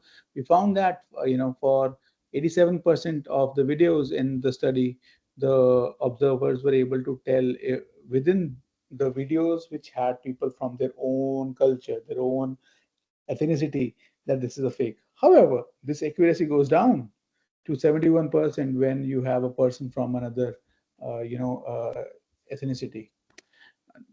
In comparison to this, because we had the EEG sensor in the study, we found that using a very simple classifier, we could actually train a method which could, based on the EEG responses, tell that if the person is real or fake. Now, what does that mean? It means that in between that sort of confusion of answering if this is a real or fake for a video which is belonging to a person of another culture, there are these signals which we do note, the artifacts which we do note, but that's involuntary. We note and we sort of ignore that detail, right? But the machine learning system is able to capture that. Then this is another very interesting line going on. So all the defect things which I have been discussing, they are around faces. However, again, with colleagues at this American University of Sharjah, we are interested in looking at defects in sign language as well. So what do we have here? Well, we have this person's image and this person's driving video. We would like to transfer their facial movement, their sign language movement onto this image. Okay. You see, this is the generated one, not a very high quality, but slowly we're getting there.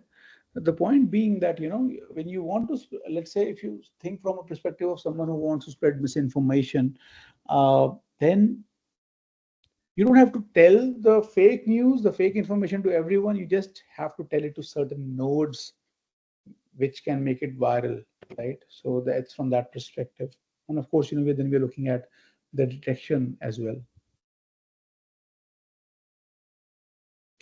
All right, so this brings me towards the final part of my talk here. So what are the learnings? Well, we have observed that using the human inspired, the user inspired signals, for example, the eye gaze and the EEG signals, that's very useful when we want to analyze the content for it being computer modified, AI modified or not, deepfake or not. And then when we generate design networks which are based on the learnings from these studies, the networks are able to detect well. Further, we found that in the earlier work, audio-visual dissonance, that is very discriminative. That is, it is able to find out if it's a real or fake. Now, I have a question for people who are still listening to me. So this audio-visual dissonance, right? The hypothesis which I shared with you in the beginning, where I said, well, the hypothesis is that if either audio or video is a deepfake, is modified, then we will observe a high distance between the audio and video embedding, right? Can you think of a scenario where the hypothesis that for a deepfake, audio will not belong to video and vice versa, that fails? Can anyone tell me, please?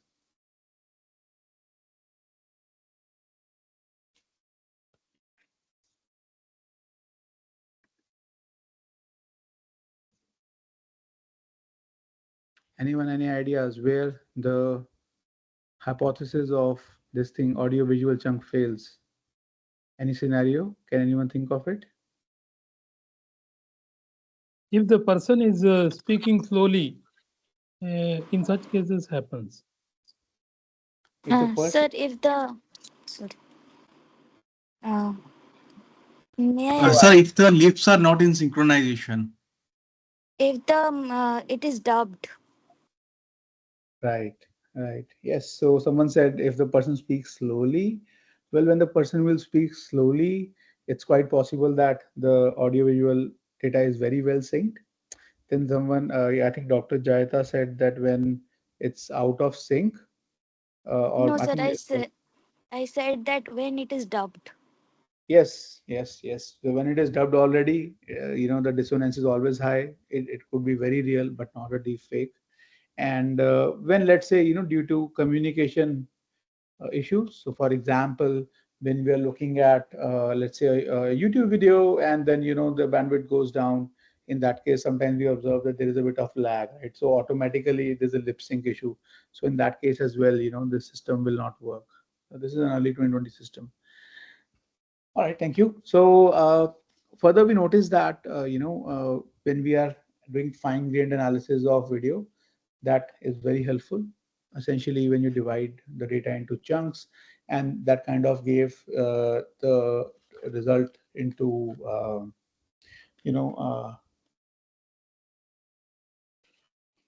the whole problem where we would have mixed sort of videos, real videos and fake videos.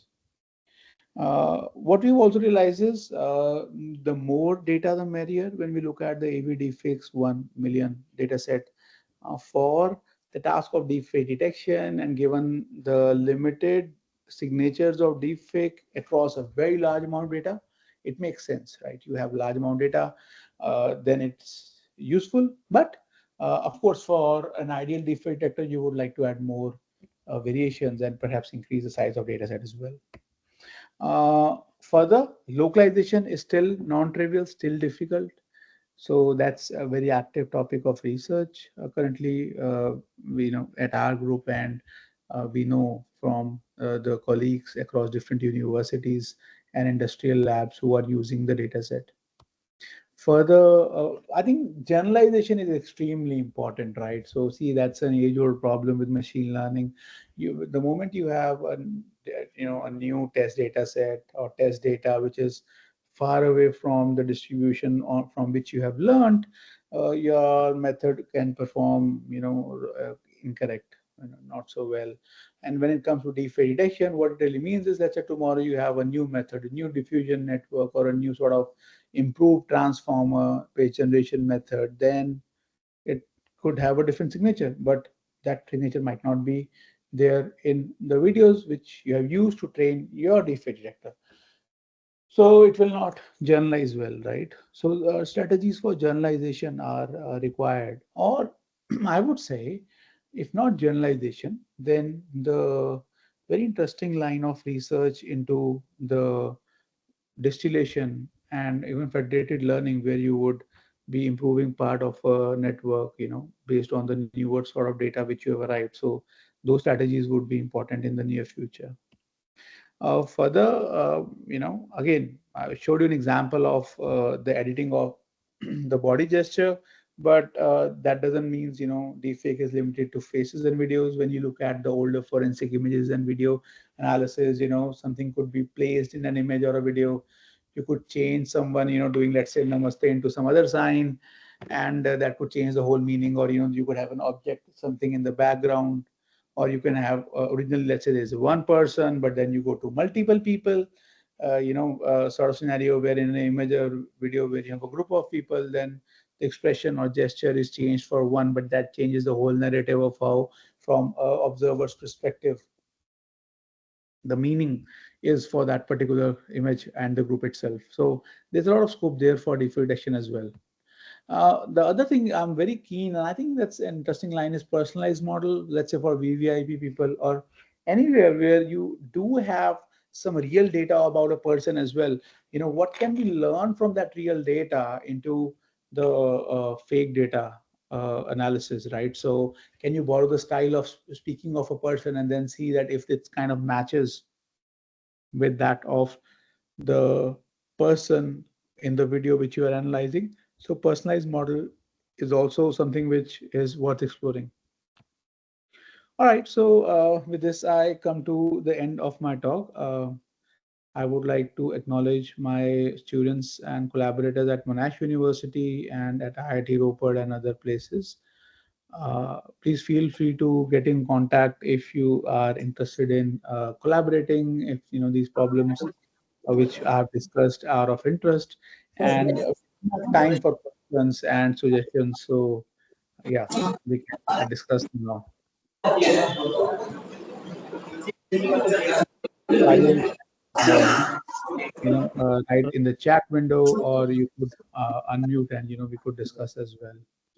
I think there are a few questions. See the chat. Yes, please. My question is, yes, in please. India, we are living in the world of people who are not having much knowledge in AI, artificial intelligence. Is there any universal AI regulatory bodies to have a control over AI platforms, sir? over the AI platform. No, we don't have a universal body, but fortunately, the governments of the democracies, including India, they are coming up with rules and regulations to see the moderate the content which is AI generated. So it's not going to be as easy and as it was earlier, where someone could just post something which is AI generated. So as an example, now you will see, for example, on social media, at the source of upload, deepfake detectors or tags will be created for the observers to see if this is real or fake. In fact, I don't know if you have seen Instagram in some parts of the world has started doing that. So that is going to come because the cost of misinformation which is Hello, being sir. Again, spread. your voice is echoing, sir. We can't be able to hear properly. My voice is echoing. Yes, sir. Is it happening for others as well? No, it is clear. Sir, it's No, audible sir. only, sir. Now it's clear, sir. Question, Okay. please raise your hand. I told you So we have many yeah, I would participants. suggest that everyone request that everyone else please mute because it's going to create echo otherwise. I'm in a very, very quiet environment right now. It's 1:15 in the night here, so difficult to have an echo with without another device. So I was saying that regulations are coming into place for fake media, and with this amazing progress in AI-based platforms, yes, the Indian government and the other governments in the world all are very serious about it and looking into how the use can be optimized and can be safe for everyone. Thank you, sir. Thank you. Sir, is there any possibility to probe deep fake videos by DeepSeek AI platform? Sir? Can you please type the question? I think your network is weak. I didn't quite understand your question. Sir, is there any possibilities to probe deep fake videos by DeepSeek AI platform, which is developed by China, sir? See, DeepSeek family of large language models, especially the one, I think I forgot the name of the DeepSeek one, which is able to generate videos. Capabilities are similar as you would see in Sora or the one from OpenAI or from other vendors or even the open source one. The point being that everyone will be able, each of these models, the ones which are essentially your multi-model or the video large language models, they are able to generate videos. Some being smaller or being trained on different sort of data may have a varying quality. So it's not about a particular DeepSeek or about OpenAI or about Kritrim or anyone. If it's a multi-model large language model, it can generate videos. And what I would say is from a perspective of deepfake detection, then the task essentially is detecting if the whole content is AI generated. That's another parallel line of research which is happening where colleagues, in different labs are looking at detecting if the 100% data is computer generated. Hello, participants, if you have any question, please raise your hands first. So we can invite one by one. Yes, that will be helpful. Thank you. Please raise your hands.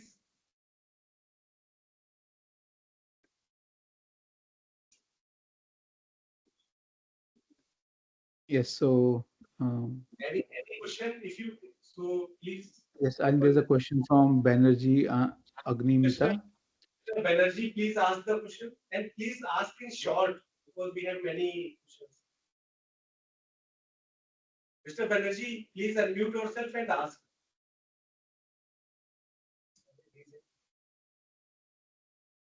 Okay, so another Mr. Adeshri Praharaj. Please unmute yourself and ask. Sir, am I audible? Yes. Good evening, sir. Excellent deliberation, by the way. Sir, my question is, with AI or especially deepfake rising in number, don't you think that it is posing as a threat to the financial system of our country? If I'm talking in a layman's sense, the number of financial fraud is increasing like anything. What is your opinion on that? See, deepfakes or generative AI softwares, they are increasing the options for financial frauders. It's not that financial frauds were not happening earlier, they were happening. For example, when you talk about KYC, the video KYC, then you could have someone using someone else's image and then trying to authenticate. But now what is happening is that rather than having a physical image, you can actually try to write to the buffer directly of the camera and then trying to authenticate. So with these generative AI tools, yes, there are more options for anyone who wants to do anything malicious, and that is why we need robust deepfake detection mechanisms which are integrated into critical systems. For example, the video KYC systems, and also I would say for mobile phones, one, because these fake audio calls and all, they are getting very common. So it will be very useful to have an on-device deepfake image detector, a V detector, or even a detector which analyzes the content of a phone call, but very locally on the phone itself, because you want to preserve the privacy of the user, and then alarm the user that the content looks, for example, fishy. It's some of the mobile vendors are already doing that based on phone number. The next step is content analysis. So yes, more deepfake detection. Thank you so much, sir. Any other question? Please raise your hand. If you have enough time, you can ask the question. Any other participant which has any question, please raise your hand.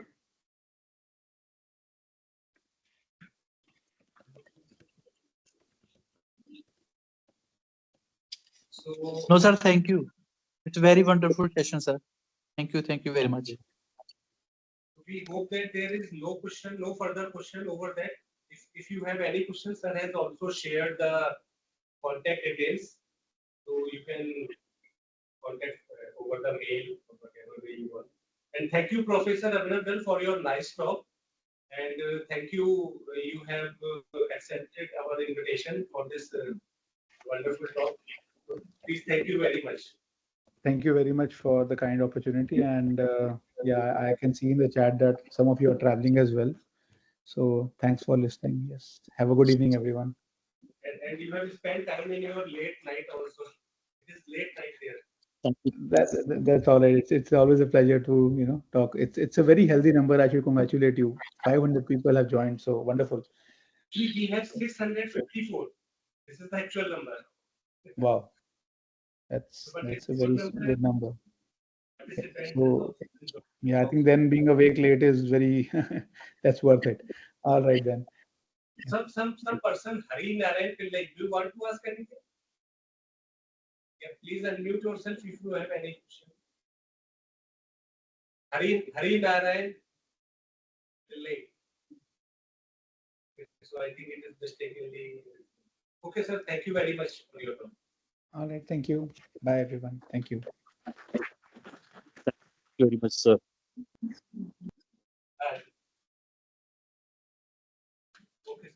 Thank you, sir. Thank you, sir. Thank you.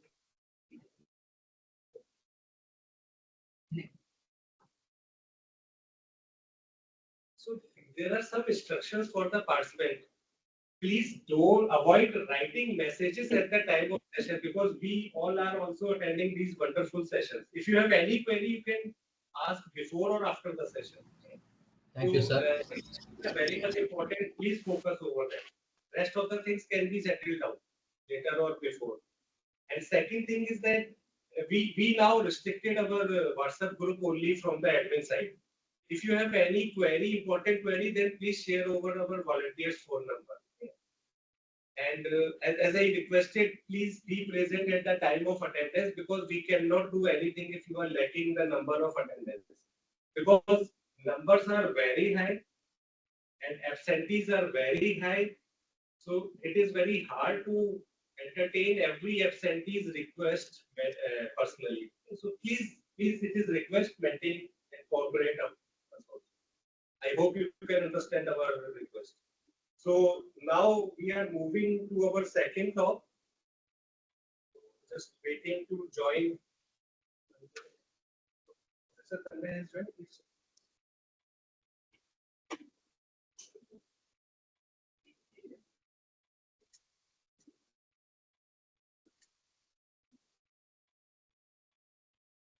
So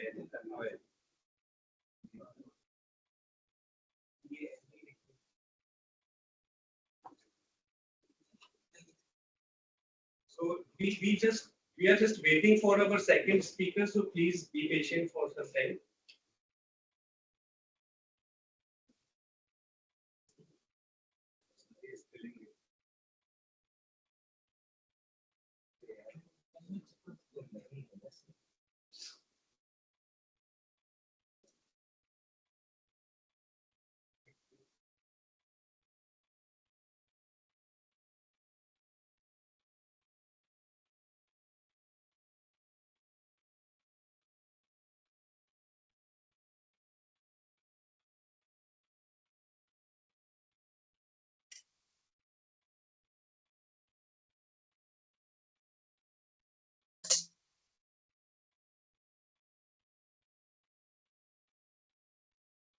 जितनी NIT है ना इनकी होती है अच्छी, मतलब अच्छे speaker लगते हैं ये।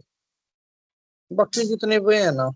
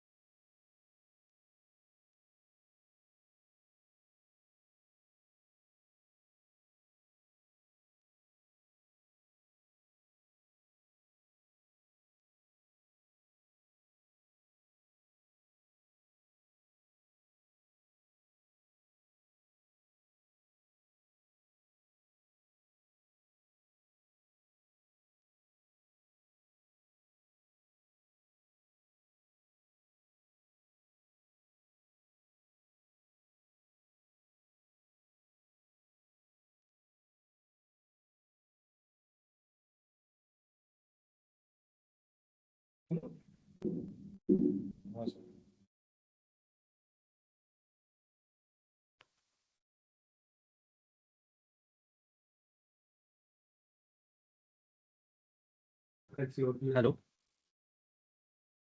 Yes.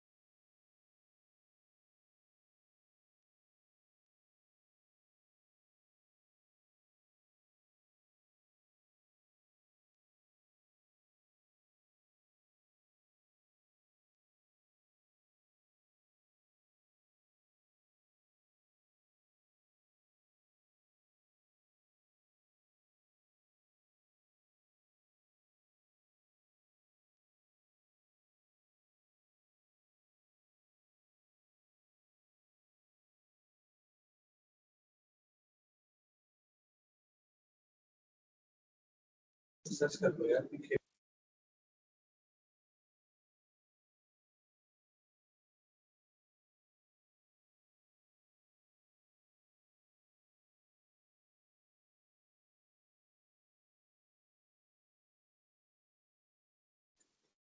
Professor Tanmoy, are you there?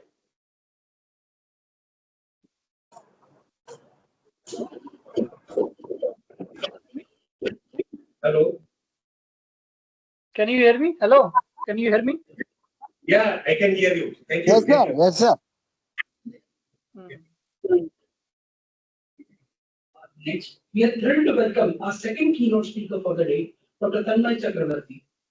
He will be discussing on the topic, don't underestimate the power of small language models. Dr. Tanmoy Chakraborty is an associate professor in the Department of Electrical Engineering at the Indian Institute of Technology, Delhi. He also served as an associate faculty member at the Yardi School of Artificial Intelligence at IIT Delhi.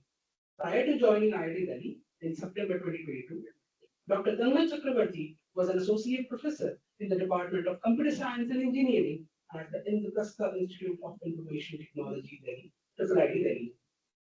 Dr. Tanmoy Chakraborty earned his PhD from the Department of Computer Science and Engineering at the Indian Institute of Technology, Kharagpur in 2015.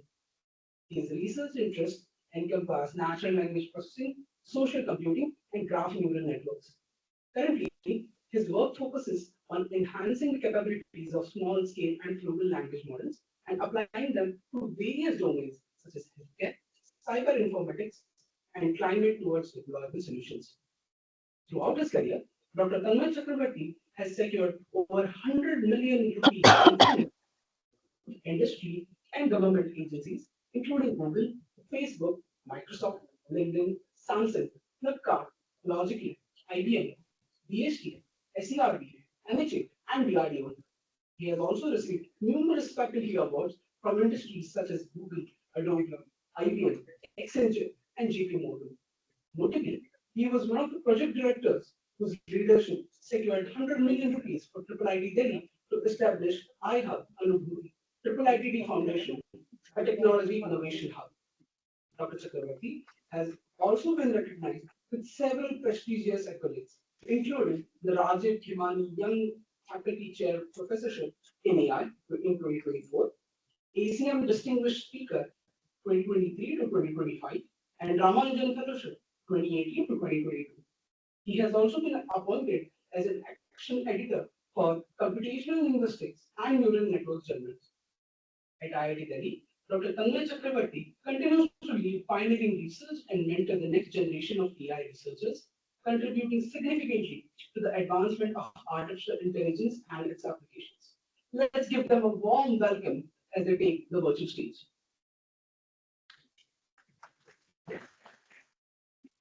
Thanks very much.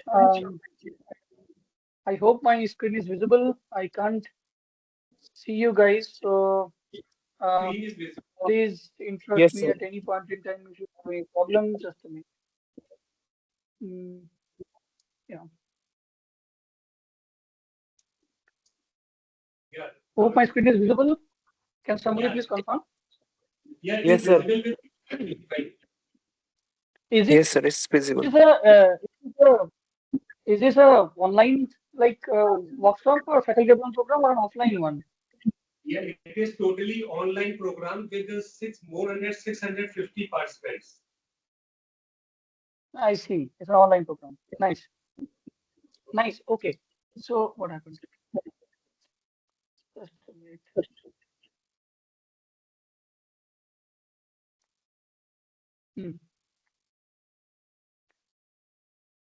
You see my presentation, right, or no?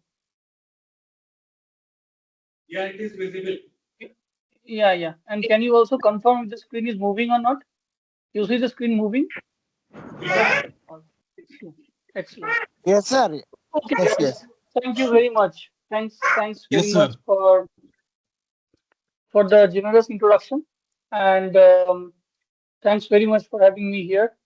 So, so what I will do is in this presentation, I will try to give you a very brief overview of what we have been doing last 3-4 years in the space of large language models.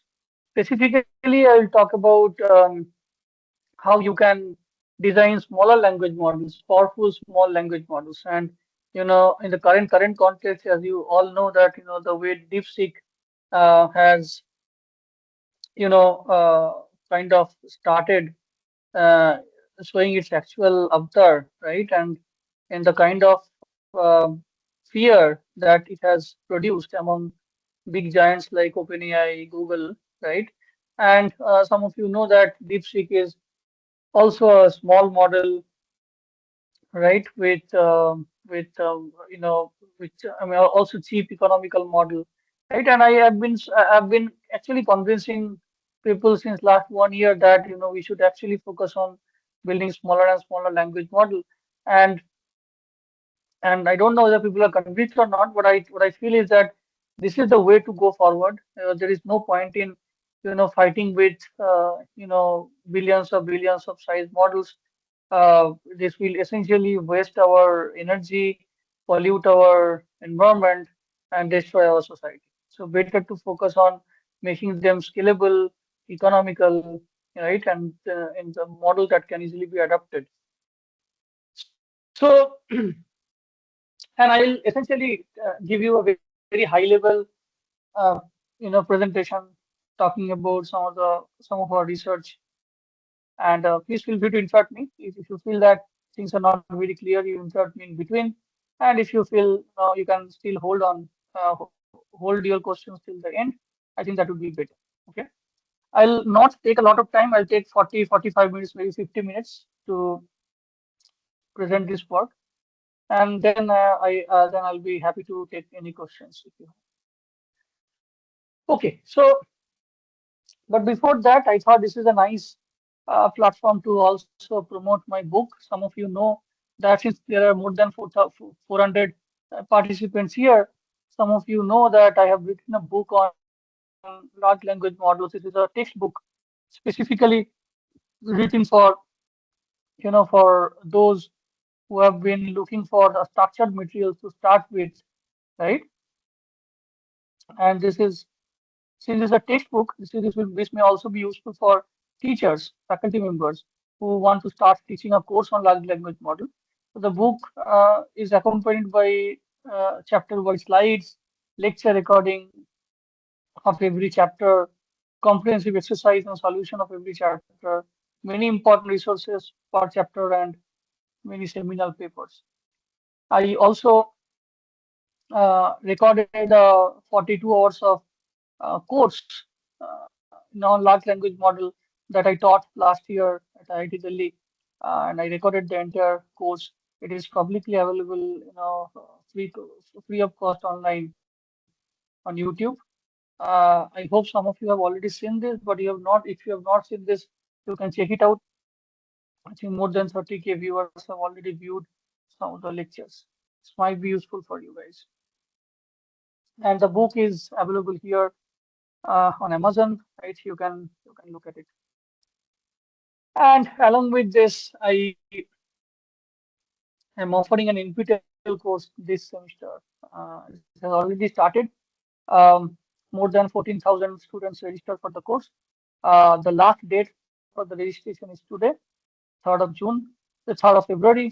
So if you are interested, you can still join the course, and you can also participate in the online exam with a certificate and stuff like that. NPTEL course, all of you know, but still, this is for your information. Okay, let's get started with the actual content. So, we know that is the slide moving? Okay, it's moving very. I think there's a delay. Okay, there's a delay between two consecutive slides. I think 5 to 7 minutes of delay, but that is okay. So we know that there are this transformer-based language models post 2017, 2018 have been actually kind of war among big companies to build their own foundation models, right? And we have seen plenty of them. It's like every month we see a new model coming in, right? 3.0, 4.0, 3.1, 4.1, and stuff like that. These are like new iPhone models coming every year, right? And it's actually very difficult to keep track of the progress. Which model is of which size, what size, and so on and so forth. And there are also companies like, also models like Phi, Gemma, right? And also recent DeepSeek models. These models are smaller. They don't go with the traditional notion of scaling up the model. So, uh, and most of these models are closed source, whereas some models, they Mistral, right, they are open source, and they are of wide scale. Phi is also open source, so you can actually you download and fine tune your model. So, so scaling up is not the solution, right? If you look at the number of parameters versus the energy consumption per megawatt hour, you see that with the parameter, the power consumption grows exponentially. And this is just not the solution at all because, as I mentioned, this will essentially harm our society.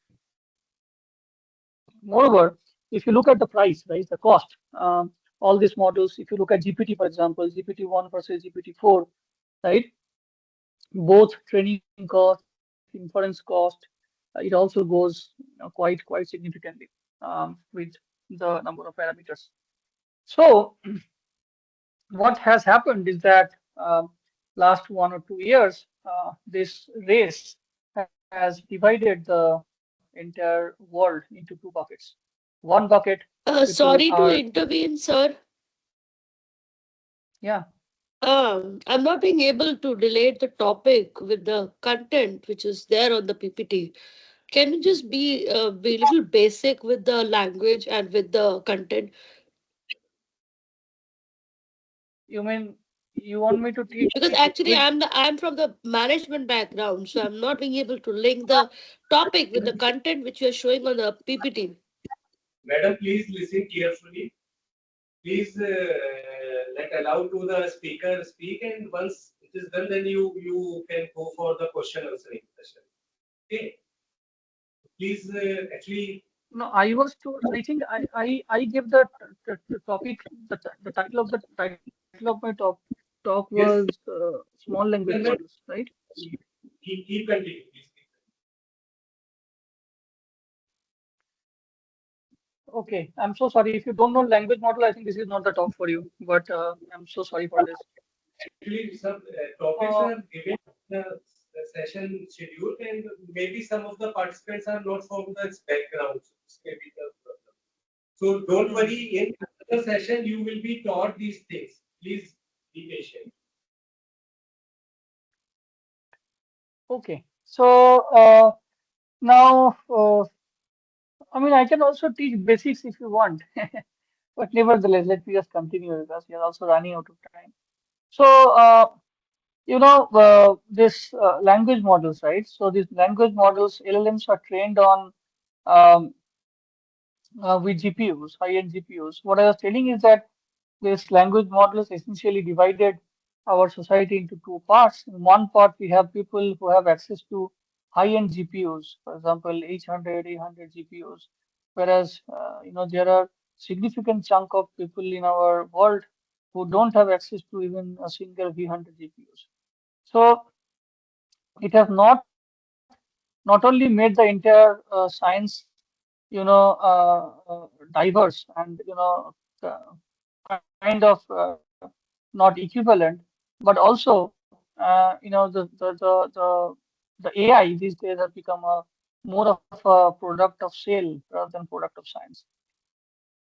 So if you look at the statistics of, for example, Llama model, which was proposed by Meta, right? Llama series, Llama 1, 2, 3. So Llama 1, this is a small statistics. Llama 1, 7 billion versus 65 billion. And if you look at 800 GPUs, power consumption, you see the number of GPU hours, right? Again, grows quite exponentially. Same model, 7 billion to 65 billion parameters, and grows exponentially. Similarly, if you look at the carbon footprint, the amount of carbon dioxide that it has generated, it also grows exponentially. I mean, quite significantly, not exactly exponentially, but quite a significant growth. It is also, I mean, it is also related to power consumption from 36 megawatt in 7 billion model versus 449 megawatt in 65 billion model. This is huge, um, power wastage essentially. So we started, again, I'm so sorry if you don't understand this. I mean, I was under the impression that you have at least background on large language models, but things will be actually very complicated as we move on. So very low level details. So we started working on designing smaller language models in 2021 um, where we actually redesigned transformer model. I hope some of you know the transformer model. It was designed by Google DeepMind in 2017, and after that, the rest is history essentially. So we redesigned the transformer model, taking inspiration from particle physics, and we showed that the way a word moves from one spatiotemporal region, a particle moves from one spatiotemporal region to another spatiotemporal region over time.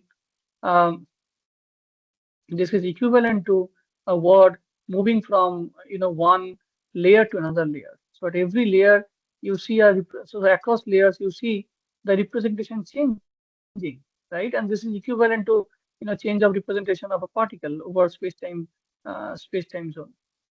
And then we took we essentially took inspiration from particle physics to redesign this, and we showed that if we do that, the complexity of the transformer model can be reduced from the attention model layers complexity can be reduced from order of n square to actually linear, kind of pseudo linear. The initial layer you need a n square complexity, whereas the other layers you need order of n complexity. So that was the starting point, and we call this model trans-evolve. It's a new model where we also proposed a concept of time varying attention layer, right? And this was a NeurIPS 2021 spotlight paper. Some of you know that NeurIPS is a topmost conference in email. So this is my group, and we currently focus on three broad areas. One is the broad area is making the language model smaller, but we actually focus on three verticals, making them more economical in the sense like our model will have less number of parameters, less less data set to train, and the model also requires less power, right? Power consumption. So economical and then adaptable. So adaptable in the sense like you can easily adapt the model from one task to another task with less less change or minimal change in the architecture, and then interpretable, right? You interpret your model should be interpretable so that everybody understands what the model is doing essentially. So we focus on these three pillars in the economical model, right? So we actually do this in two ways. One is to design smaller language models from scratch, right? And other is you use the knowledge distillation framework where you have a big teacher model and you distill knowledge from the teacher model to student model, and then then you think of efficient loss functions for your student model for better training. Okay, so I'll first focus on the last objective, the second objective, which is knowledge distillation, right? Knowledge distillation from a large teacher model to a small student model. Okay, so what is knowledge distillation? Knowledge distillation, as the name suggests, you have a large teacher model. Let's say you have a 175 billion llama model, and you have a small student model. Let's say a 70 billion llama model, and your task is to distill knowledge from 175 billion to a 7 billion, right? And why do we do this? We do this because we assume that the teacher model, the large model, has already has a lot of wisdom, lot of knowledge about many things, and we want the student model. I mean, this is essentially equivalent to the classroom setup where there's a teacher, there are students, and students essentially the purpose of the student is to distill knowledge from teacher, right?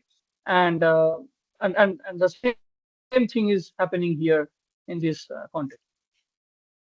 So, and knowledge distillation, some of you know that this was proposed in 2016 by J. Filton, the Nobel laureate, right?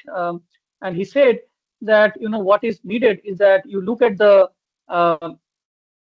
the the labels, right, or the logic at the final layer, right? You look at the teacher logic, you look at the student logic, and then what you do, you try to distill.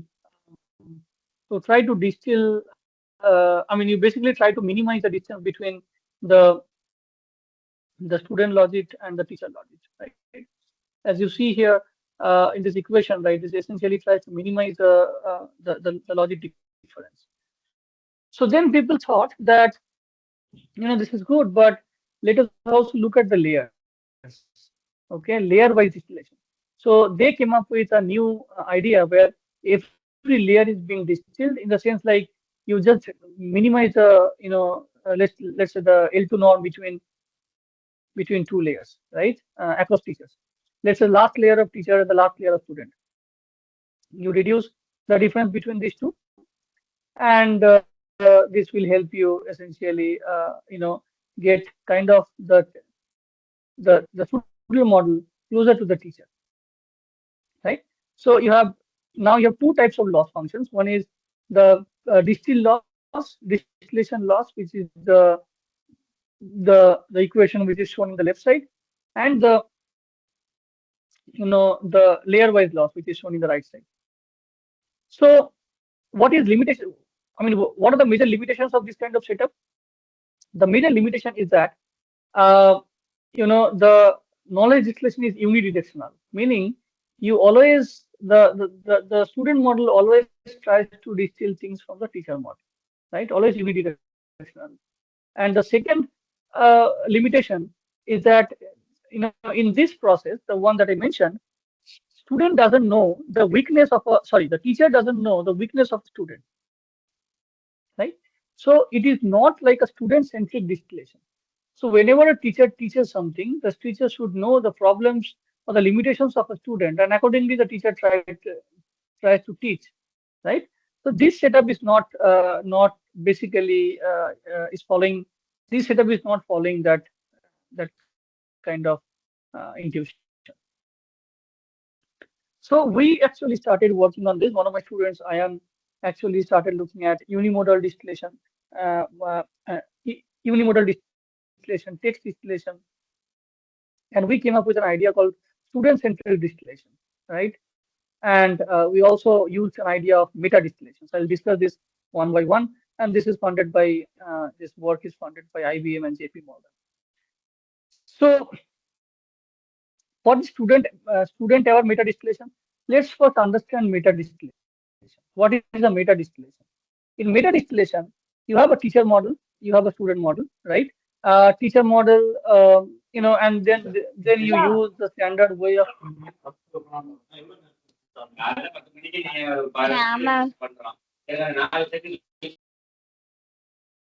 you use a standard way of distilling knowledge from teacher to student, but now you have another model which is called the meta model, meta teacher model. You see in this figure H dash. So H dash serves as a meta teacher model, right? And what is the purpose of this meta teacher? And how do you train this meta teacher? So the meta teacher is essentially aware of the student's limitation.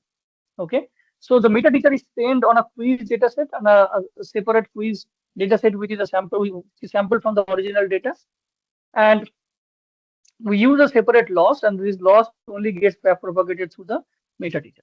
Okay, so in this way, the meta teacher will be aware of the student's capacity, and based on that, it will distill knowledge from that. So this is the idea. Okay, so the major problem in this kind of setup is that the way the student essentially gets learned, this is not very clear in this specific setup. So what we proposed a method called MP distill, which will essentially address two things. One is, so we came up with a notion called competition between a teacher and student. So far, if you look at the ways people distill things, right? A student model distills knowledge from a teacher model. We essentially bring in an idea. I mean, we essentially use the idea of collaboration between a teacher and a student, right? So the logic difference minimization, the minimization between the layers, they are all indicators of collaboration. We said that look, in the traditional classroom setup also, there are students, right, who are actually quite intelligent, and the students ask complicated questions to a teacher, just to check the teacher's comprehension, right, teacher's intellectuality. It happens everywhere, right?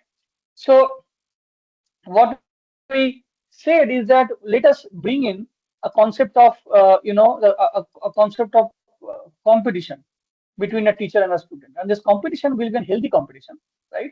And healthy in the sense like I mean, it will not, I mean, our model will not force the student model to beat a teacher model, right? But the model will try to essentially enforce or empower the student model to come closer to the teacher model.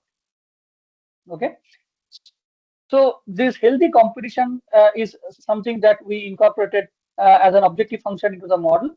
And the second concept that we brought in is the idea the idea of student-centric distillation, where a student essentially gets trained on I mean a student gets trained based on the based on the lack or the lacuna, right, or limitations that the student model has, right? Now let us look at how we can incorporate these two things systematically. So this is our framework. So step one, we have a teacher model. You fine tune the teacher model. If you have a data set to fine tune the teacher model, you do this, right, using a simple fine tune loss function. This is a normal cross entropy loss, with respect to the ground truth. And then in the distillation part, now this is a student distillation part. In the student distillation part, what it does, it looks at it looks at again both the KD loss, knowledge distillation loss, as well as the layer loss. And here again there is no contribution as such till this part, because this is just I mean till this part we just use the traditional KD mechanism. The innovation comes here. This is called a teacher meta learning, right? So we train a separate meta teacher. So we call it a meta teacher, right? And what is this meta teacher? The meta teacher is a smaller version of a teacher model, right? You see, this is a simple feed-forward model. And what is the task of this meta teacher? The task of the meta teacher is to differentiate between the student's representation and the teacher's representation. So we have a loss here, as you see here, with collaborative loss and the competitive loss. And the meta teacher is trained on both the collaborative loss and the competitive loss, either in isolation or jointly with some with some parameterization, right? So you can also think of interesting theories. For example, you can, if you look at the expected collaborative loss, this is always less than the expected competitive loss, and so on and so forth, right? So, and the fourth step is most important. The fourth step, essentially, we introduce the concept of student curriculum learning. What is the curriculum learning? Some of you know.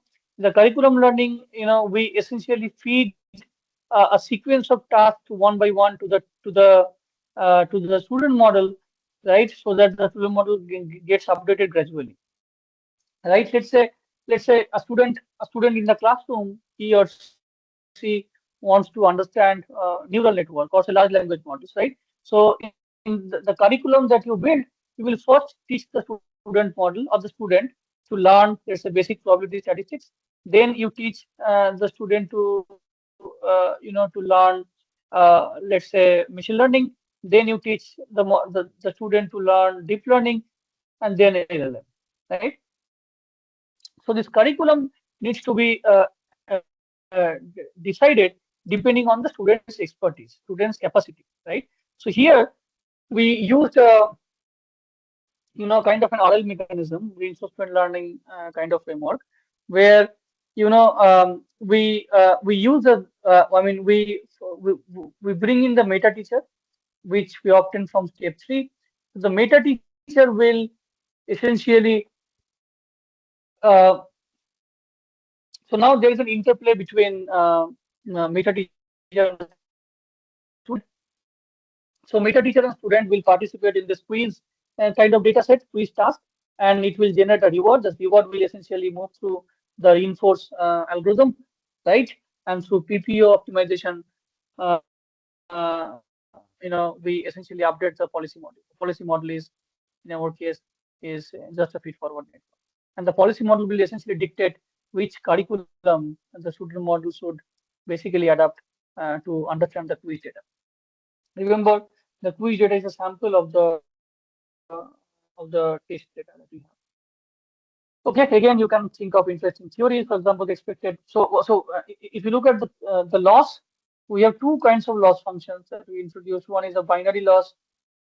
Other is real. The real loss. Binary loss only looks at 1-0 difference, whereas real loss looks at the actual probability difference and so on. You can think of theories where you can prove that expected binary loss is always greater than equals to expected real loss. Okay, so let's look at some of the results. Now, this is the abolition version. So the first row is only the teacher model's performance on different data sets. In the columns represent the data sets, Boolean question answering, other types of tasks, Coca-Cola, ET, RTE, and so on and so forth. These are all reading comprehension tasks, reasoning tasks, difficult tasks, question answering tasks. So if you look at the red box, this is our method.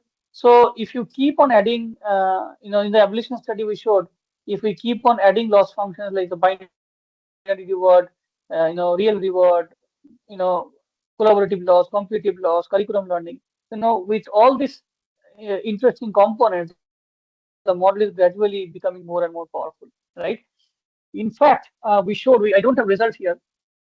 We showed out of 25 tasks that we tested, that we considered to test the performance of a teacher model, the student model, out of 25 tasks, in 5 tasks, the student model beat the teacher model. Okay, this is very, very non-intuitive, counterintuitive. That's why this is happening. I also don't have answers to explain this, but we are trying to understand, interpret why this is actually happening. This should not happen. The students should not beat the teacher, but we intuitively we observe that it can happen. When you have tasks which are very specific, and the large model, the teacher model may not understand this. May not have enough knowledge to solve this task. Okay, so what are the key findings? The key findings from this study is as follows. So, can better learners teach better? Yes, better learners are important. We saw a positive impact with respect to the performance. And then the second interesting finding is that the higher rewards can always encourage the student model to perform better.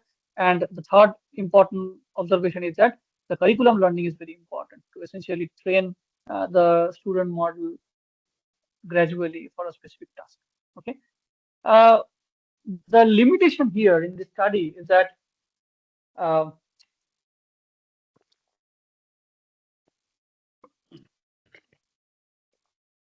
limitation here is the teacher model is always the teacher and student models are always unimodal, right? Now think of today's powerful VLMs, vision language models, right? They are so powerful that you essentially need to, you may want to distill things from from a teacher to a student, right? I mean, in a multimodal setup. So in one of our works, the follow-up works, we showed that if the teacher model is a vision model and the student model is a text model, how you can distill things. Again, very briefly, what we did is as follows. So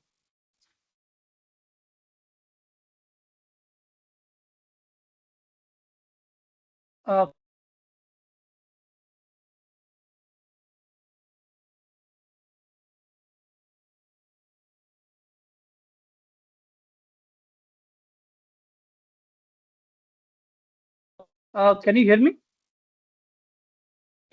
Yes, sir. Yes, sir. Yeah, we can hear you. Please continue. Can hear you.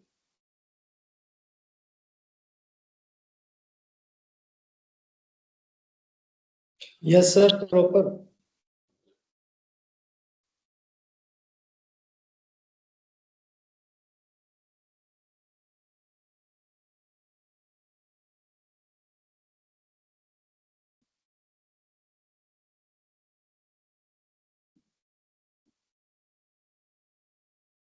Can you hear me now?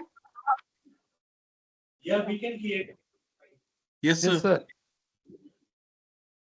I'm so sorry. I think my just a minute.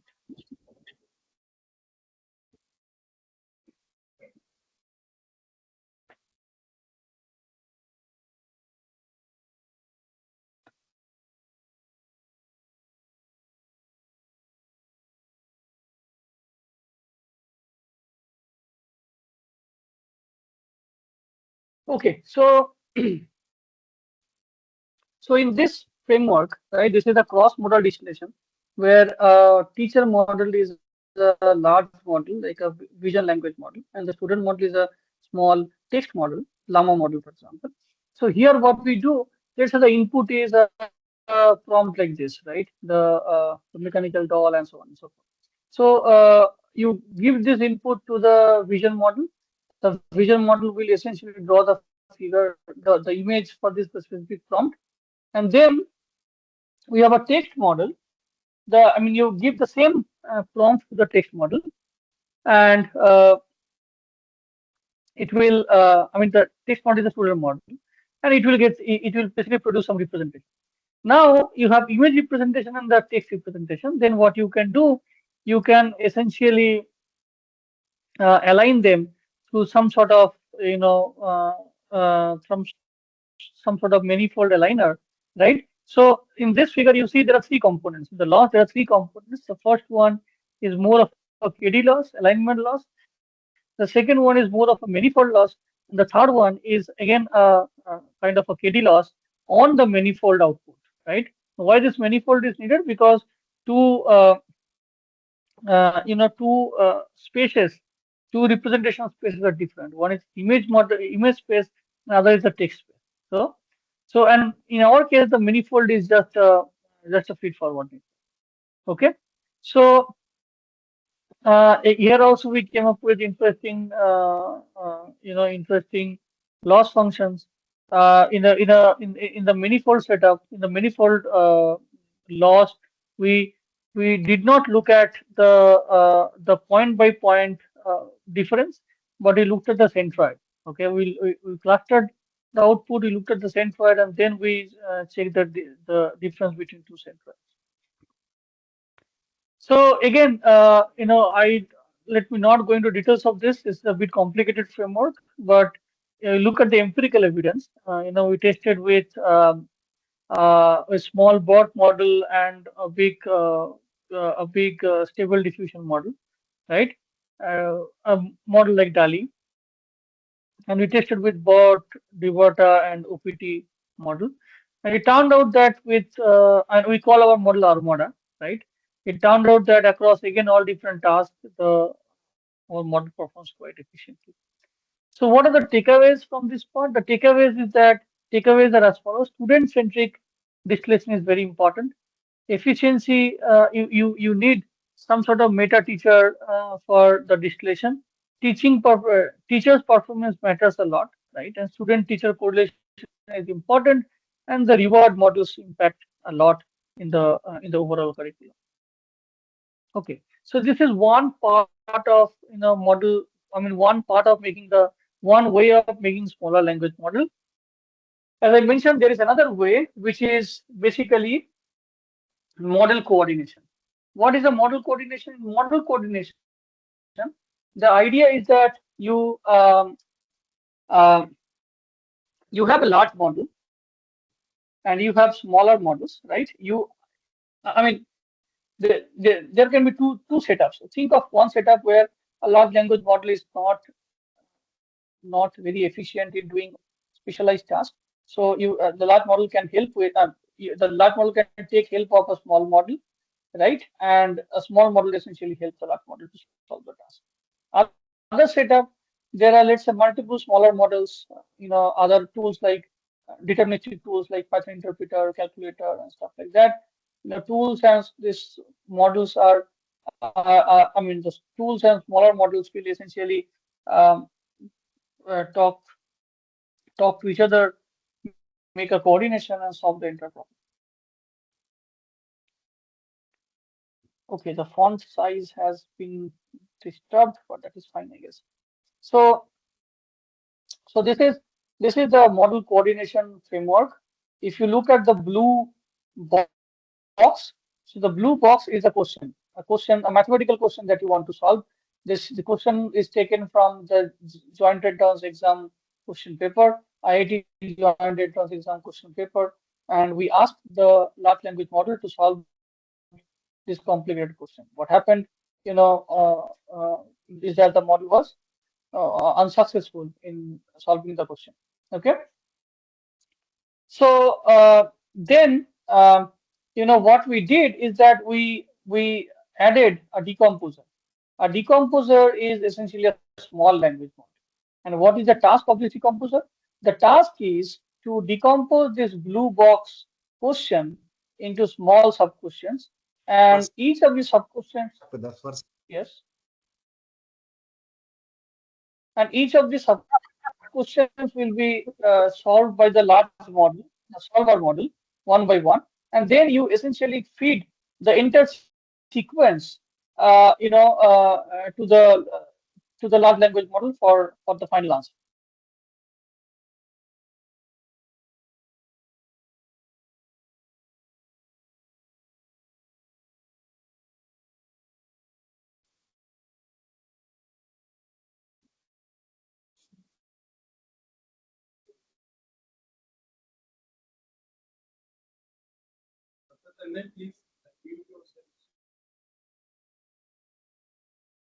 Dr. Tanmoy, if you are muted, can you unmute yourself?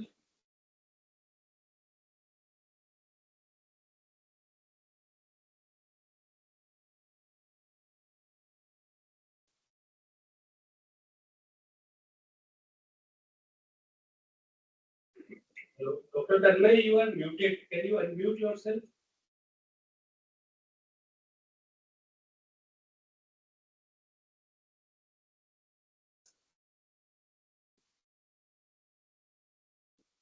You are not audible, sir. Not audible, sir. Dr. Tanmoy, can you unmute yourself?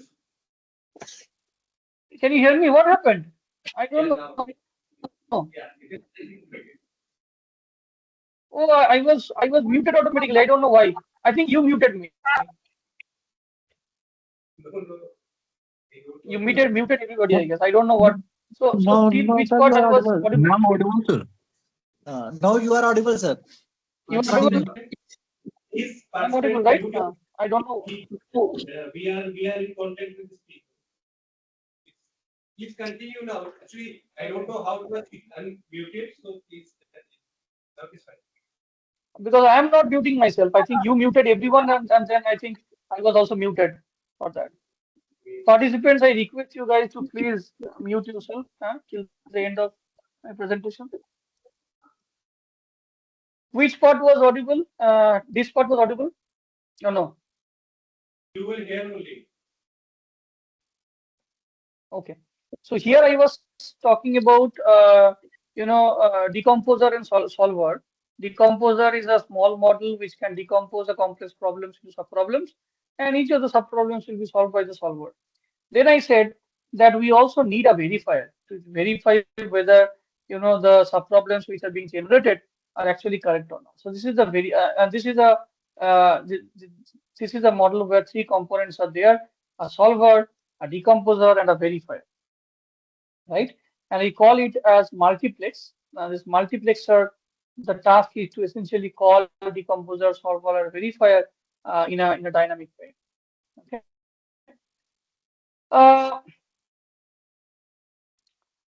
We actually not only looked at the complex mathematical question, but also looked at complex temporal and spatiotemporal questions. For example, if I ask that let's say let's say there are two.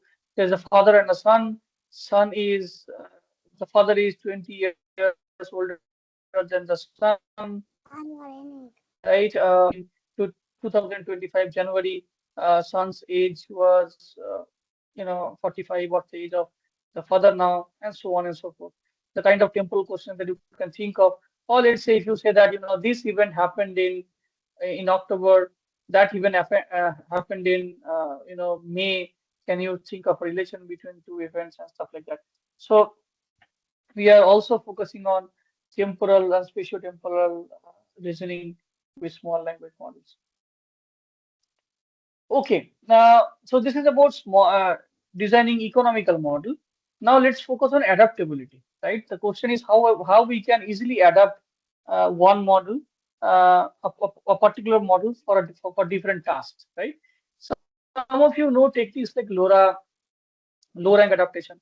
There are three kinds of adaptation techniques. One is selective adaptation, other is additive adaptation, and the third is reparameterization, right? So additive method focuses on adding more parameters. Selective methods focus on selectively unmask parameters for fine tuning, and then reparameterization techniques focuses on reparameterize the entire block. Right? For example, LoRa is a reparameterization technique where you you do matrix factorization of the of an adapter block, and then in that way you reduce the parameter. Okay. So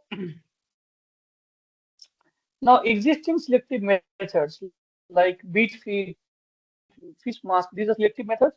And what does this what do these methods do? These methods essentially identify parameters which need to be masked, unmasked, right? Assume that everything is all the parameters are masked. So you look at you selectively unmask on the parameters for fine tuning, right? But the way these things are done is not very systematic. So what we did is that we came up with a very basic idea, and we call this model ID3. So what ID3 does, ID3 essentially adaptively select top parameters based on the change of gradient of a parameter, right? If you look at this equation, very simple equation, look at the numerator, which is the mod of the gradient, and the denominator is essentially the mod of the parameter itself.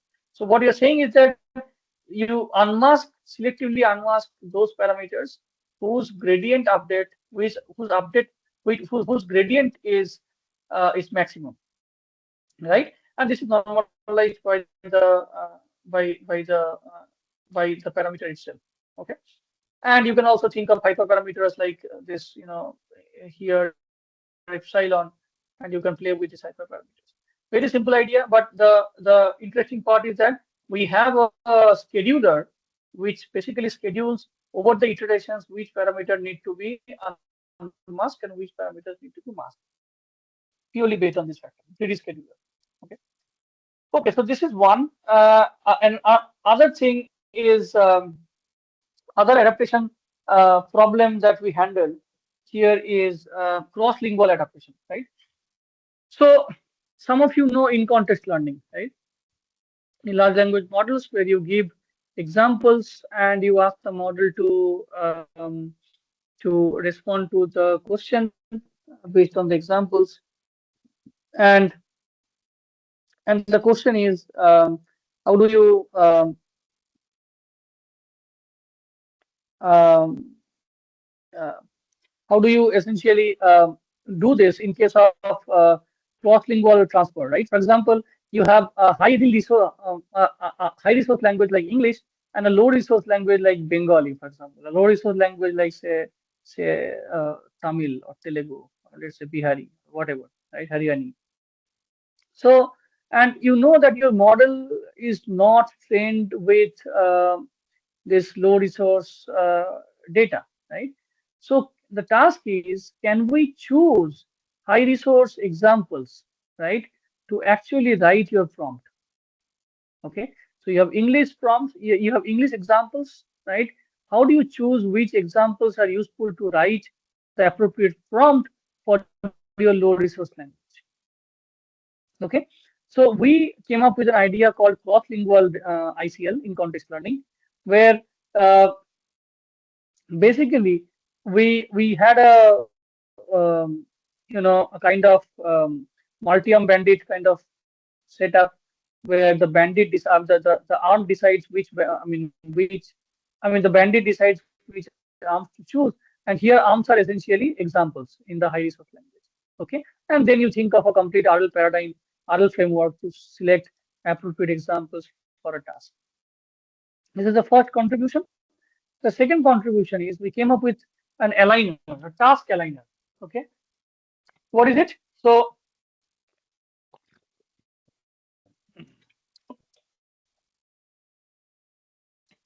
a task aligner is can you hear me? I hope you can hear me, right? The task, so please, because I don't know what is happening in between. So if you, I hope you can hear me, right? Okay. Okay.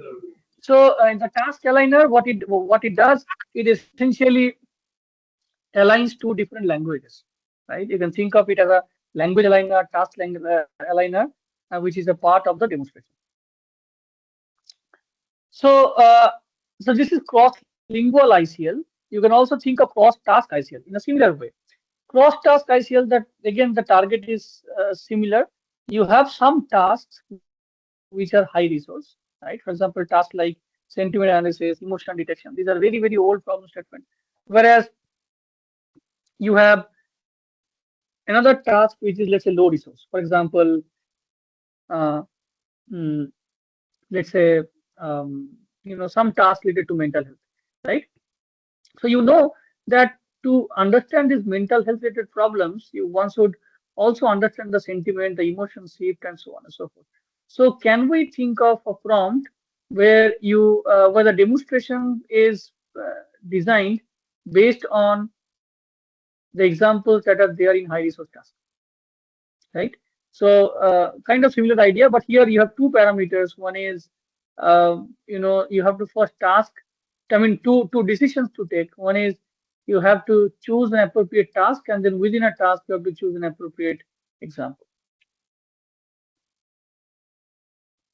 Okay, so the last part is interpretability. We heavily work on interpretability, right? So I think one of our pioneering work, we looked at how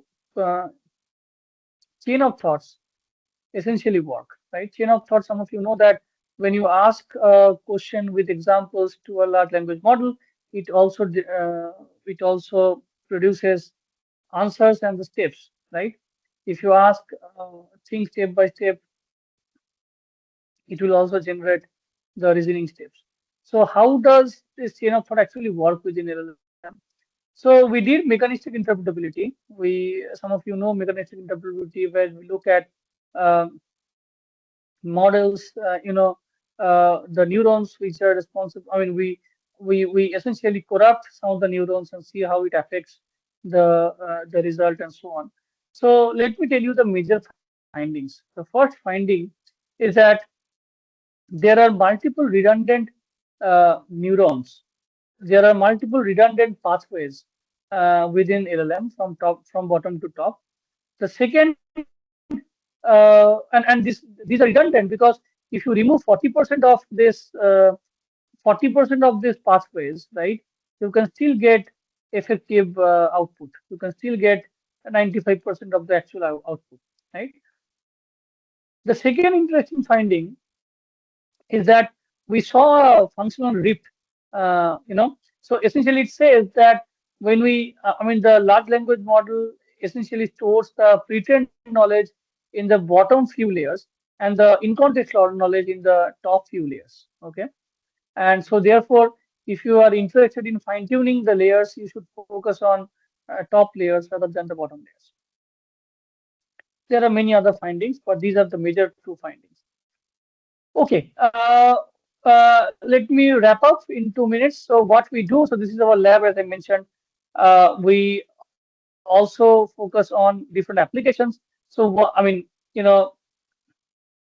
apart from designing economical models, we specifically look at reasoning problems, as I mentioned, mass reasoning, temporal reasoning, cross context learning, cross lingual, cross modal, distillation, and interpretability. These are the four major verticals.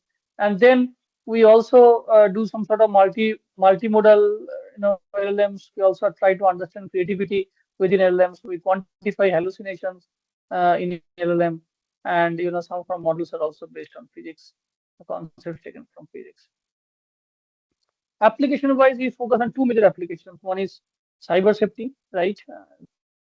Fake news, misinformation, hate speech, cyberbullying, and stuff like that. The other is mental health, where we design, conversational bot for doctors, right? So the idea is that just when you go to a doctor, you see that a mental patient goes to a doctor. The entire session takes more than a year, more than an hour, right? More than that. Now, if we think of a robot which first interacts with the patient, tries to understand the problem that the patient is suffering from, and summarize the problem, and the summary is given to the doctor for further assessment, right? So that will reduce the overall counseling time per patient, right? And along with AIMS and EMHANS, we have been focusing on, building such a robot to assist doctors. And then we also, use LLMs for different predictions, poverty estimation, climate, right, and so on and so forth. Okay, that's it. That's it from my side. As I promised, I completed in an hour. So if you have any questions, please unmute and ask. And and yeah, thank you. Everyone, please raise your hands if you have any doubts. We'll call out your name and then you can unmute and ask your questions.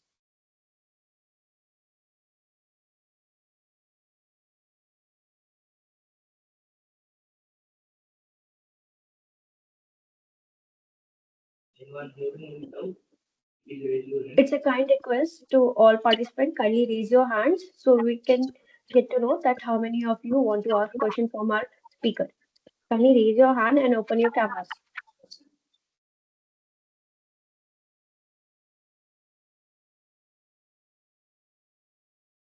Yes, Ms. Soumya Tripathi, if you have any doubts or any questions, please ask.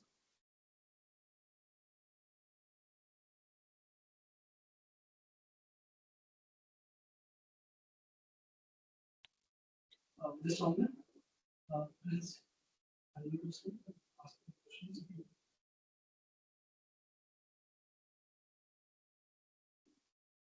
We can't hear you now. I can't hear anybody, by the way. Yes, you can hear. You can hear us? I can hear you, but I can't. I can't hear participants.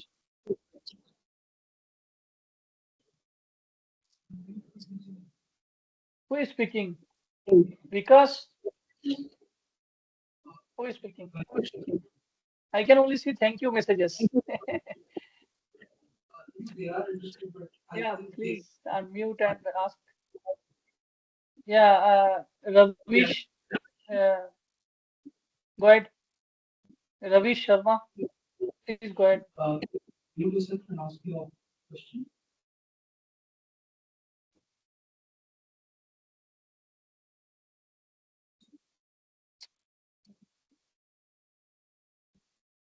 can the organizer please unmute the participants one by one?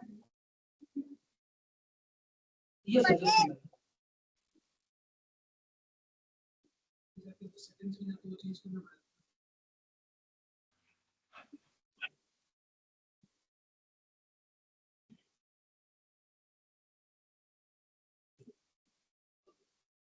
If anyone has any doubt or any questions, please try to unmute yourself and ask the There are question. multiple questions, I guess. People have already raised their hands. You need to unmute them, sir. You actually need to unmute them. Can they unmute themselves? Sir, I'm Abdul Directly? Rashid. Sir, I'm audible. I asked some questions in the chat box, sir. It's very nice presentation, sir. I heard about this topic is newly, but I learned so many lessons. But I have some doubts. In the chat box, I Yeah. specified So the the question. question is, okay, how do small models compare with popular models like ChatGPT? Okay, Yes, so sir. small models, as I mentioned, right? I mean, we generally call those models with size is less than 7 billion, right? So 1 billion, 2 billion models are small models, and and of course, large models are more powerful. But what I tried to say in my presentation is that we should try to come up with better architecture to empower these small models. For example, the KD, the knowledge distillation presentation, Yes, I sir. mentioned that out of 25 tasks, small models outperform large models in 5 tasks. We actually think of these ways of empowering them, right? Then only we will survive. Can small model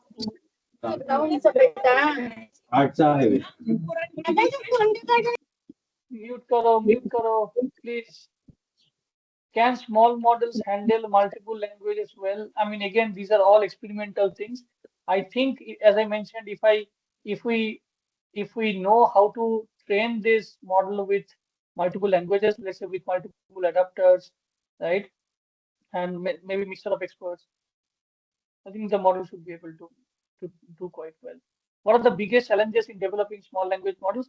The biggest challenge, as I mentioned, is the coming up with an inter framework, because you cannot just use a same framework that people use to design large language models. Okay, you have to have a different framework in the sense like there's a different attention mechanism, different tokenization techniques, different decoding strategies, and so on and so forth. Okay. What are the other questions? I don't see any other question. Please share the PPT. Of course, I will share. How do small language model address issues like overfitting? No. I think, look, overfitting happens when when we have a large model and small data, right? But here this is different, right? You have small model and large data. In fact, now you have to essentially think how you teach the small model systematically, because you have small parameters, meaning you have small memory. When you have little memory, you have to teach this model smartly so that the model will not forget, right? Some of you know that in large language model, there's a concept of catastrophic forgetting, right? In catastrophic forgetting, as the model gets trained with multiple tasks, the model actually starts forgetting some of the initial tasks. So this is the main bottleneck, I think, for a small language model when we train them. Is there any feedback form? Feedback form, I guess. If you can't unmute yourself, you write it here. Yeah, please go ahead. There, Share the we are PPT, talked about Bolo. the small, but I want to know, for example, the ChatGPT is like giving all the answers and it trained in so many levels. But we seen like last week, I guess, there is this DeepSeek new form of ChatGPT which crushed the market. So how we able to in like it's a very huge platform. Like DeepSeek like destroyed ChatGPT in so many ways. So how we able to like we train like small models, and why it's important? I want to know, because there are already so many platforms which trained on like many models and everything. So why we need to develop like a small model when we have a very good service like DeepSeek and ChatGPT? I have only one this question. No, so ChatGPT, you can't. Can you use ChatGPT to train your own to train for your own purpose? Yes. How? ChatGPT No, is a black box ChatGPT give model. the You just need to write. You just need to write prompts and the model will respond. Remember, tasks like healthcare, tasks like let's say very sensitive tasks like healthcare, mental health, right? For example, let's say jobs and stuff like that, where you need to train your model for your specific task, right?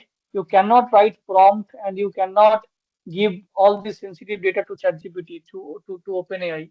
You need to think. Let's say defense, Indian defense, right? Let's say DRDO or Indian Army, right? Or police. They want to train their okay. own models, right? So they cannot go there prompt. Go ahead. Yeah, okay, I got the point. I was confused, but I got it clear. The small model can be used for like a very small area for like hospital when they have their set of data, and for the Air Force when the information is classified, right? Yeah, so you cannot use ChatGPT kind of models which are black box or which are closed source models. The code is not available for your own purpose. I mean, you can use ChatGPT for general purpose. I mean, generic problems like let's say you want to understand some concept, you want to draft your email and stuff like that. Well, let's say if you want to use ChatGPT to, as I mentioned, for defense, for any secret agencies, right? You cannot or you should not. Okay, yeah. Thank you. And the other problem is that let's say DeepSeek is an open source model. They are claiming that it's an open source model, although I have enough doubt on this. Uh, the other problem is that if you have an open source big model, right? You cannot use this open source big model for in number of applications uh, because for every time when you start replicating, think of the energy consumption, right? I started off by saying that the carbon footprint and power consumption, right? And that would be enormous if you start replicating an open source, let's say 175 billion model for n number of tasks. So you really have you need to have a small model which you should train. Also think of model deployment within edge devices like a laptop or a tablet, right? You don't want, let's say you have cases where you don't have internet access, right? But you want to use it, you want to deploy this within your model, right? Within your mobile or within your tablet. How do you do that? So for all these purposes, you need small models. Okay, what else? I am doing PhD on fake news detection. Can you give an area in which I can focus on research? It's not related, I guess. Can you give an example of successful application of everywhere? Small language models. I mean, if you, as I mentioned, if you design it systematically, you can use it everywhere. Sir, can you hear me, sir? Okay, anything else? Yeah. Sir, can you hear me, sir? Yes. Sir, how was this large language model was trained and what type of data was used there, sir? Large language models are trained on the internet. Corpus taken dataset scraped from the web. For example, Wikipedia, news articles, blogs, right? Supposedly public datasets. Nobody knows what actually went on to train the model, but they I mean, I hope they only took the publicly available data on the web. Okay, and how these models are trained? Well, there's a technique. So all these ChatGPT models are decoder only models. If you know the architecture of a transformer model, there is an encoder, the decoder. All these GPT models are decoder only models. So there's a technique called auto regressive training, right? Where you essentially predict the next word, and whenever the model makes mistakes, you incur a loss. That loss gets back propagated, and the model gets trained. So the auto-regressive manner, through the auto-regressive manner, all these models get trained. But there are multiple stages of the training process. We have auto-regressive model, auto-regressive next prediction kind of pre-training objective, and then we have supervised fine-tuning (SFT), and then we have reinforcement learning from human feedback (RLHF). Right? I mean, these are a bit complicated technical stuff. I think you better want to look at some of the other lectures. I think it's not, I'll not be able to convey the exact ideas of these things within this smaller time. You can look at the book if you want, or you can go through the video lecture that I posted on YouTube. Right? You can get it. Let me post the link here. Okay, I sir. think this would be really helpful. Okay. These are Yes, more sir. technical things. Okay, sir. Thank you very much, sir. Okay. Thank you. Hello, sir. Let me post it here. Just a minute. So this is the link of the recorded video that I recorded last year, the classroom video.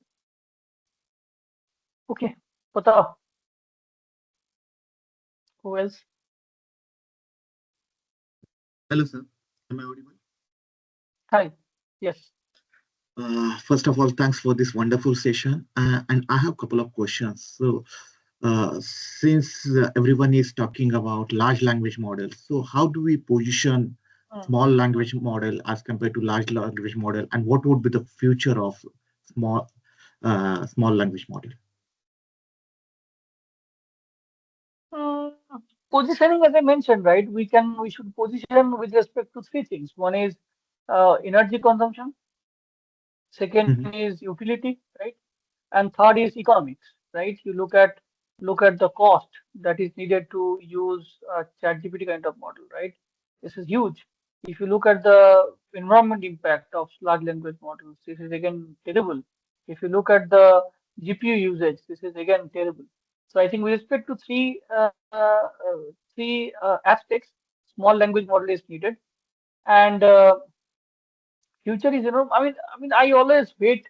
I always vote for small language. I've been talking about this, I think this presentation for last 1 or 2 years, that we should think of smaller and smaller models. And even countries like India, where we sent our Chandrayaan and Mangalyaan with less than a budget of a Hollywood movie. I think we are the people who can think of making cheaper model, economical model, right? And and that's the future. If you look at the announcement made by the Ministry of Information Technology, right, couple of days back, about India should start producing its own language models, foundation models, right? And he also talked about, if you look at his announcements, he also talked about the terms like distillation, terms like small language models, and if you look at the call for proposal there, I think there are multiple emphases on building smaller models. And if you look at, let's say, Gemini model, for example, Google also thought that smaller model is the future. Therefore, they designed models like Gemma. Right? Gemma is a smaller version of their bigger model.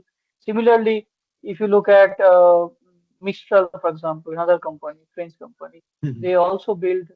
They only build small models. I mean, they also build large models, but their focus is more of a small model. I think, look, with larger and larger parameters, more and more resources, right?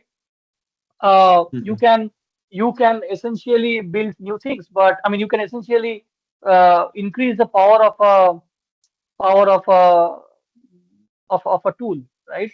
But the innovation comes when you increase the performance with smaller resources, right? Now, I mean, think intuitively, right? You have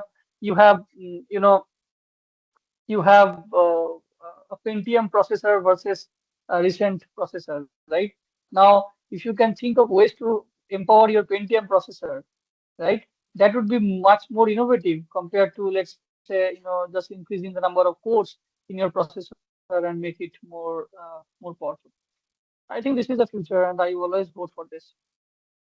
Okay, okay. Thank you. And my last question would be in the knowledge distillation.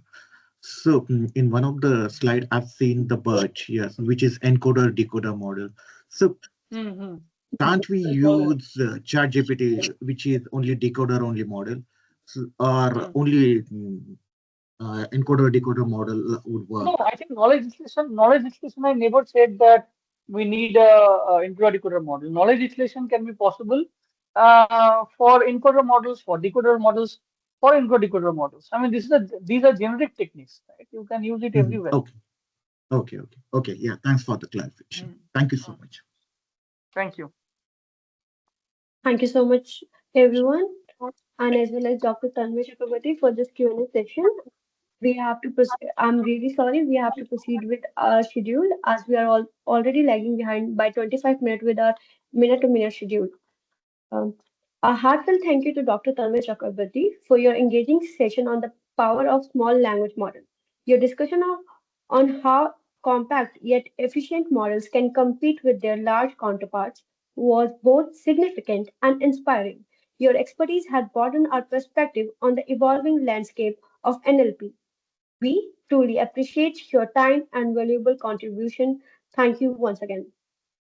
And that brings us to the end of day one of our faculty development program on generative AI. A huge thanks to your distinguished speakers for their insightful session on human-centered defect detection and small language models.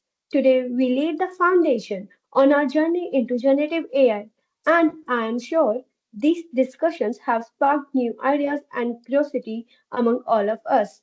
A special thanks to all of our participants for joining us from all around the world, for active engagement and thoughtful questions. Your enthusiasm is what makes this program truly enriching. As we move forward, we get ready for day two, where we will dive deeper into training generative models and explore the fascinating world of vision transformers. We look forward to another day of learning and discovery. Until then, have a great evening and see you all tomorrow. Thank you so much, everyone. So thank you, Dr. Tanmoy, for your talk, for your nice talk, and accepting our invitation, so that participants will be benefited by your talk, even by your various video lectures and books. So hopefully they will be good clients for your video lectures using your books. And if any participant having any other question, then you may contact to Dr. Tanmoy later also. So definitely he will help you regarding your query. Okay, so thank you again. Okay, bye. Good night. Namaskar. Okay. Okay, thank you, sir. Thanks for attending, for your patience. So we will meet again tomorrow. So please join tomorrow on time at 6. Okay. Yes, sir. Okay. Okay. Good night, all of you. Good night, sir. Thank Any you, sir, and attendance good link? night, sir. Sir, what about the attendance, sir?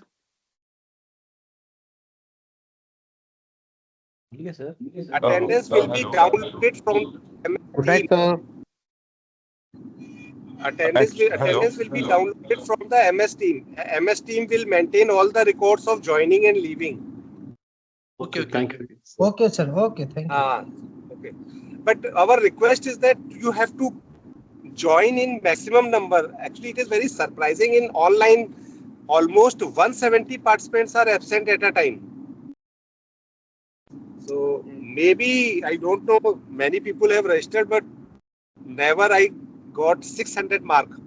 And actual registered participants are 650 plus. Okay, so thank you. Good night. Okay, good night, sir. Many participants. Good night, sir. Good night, sir. So you can, sir, excuse me, sir, you can upload the recorded sessions also, sir. Please give us some time, we will do everything. Please give us some time, we will do everything. You know how much on first day how much query we are getting. Yes, sir. Yes, sir. The time is So definitely we will do all the things. Slowly things will be settled down. We will do all the things. Yeah.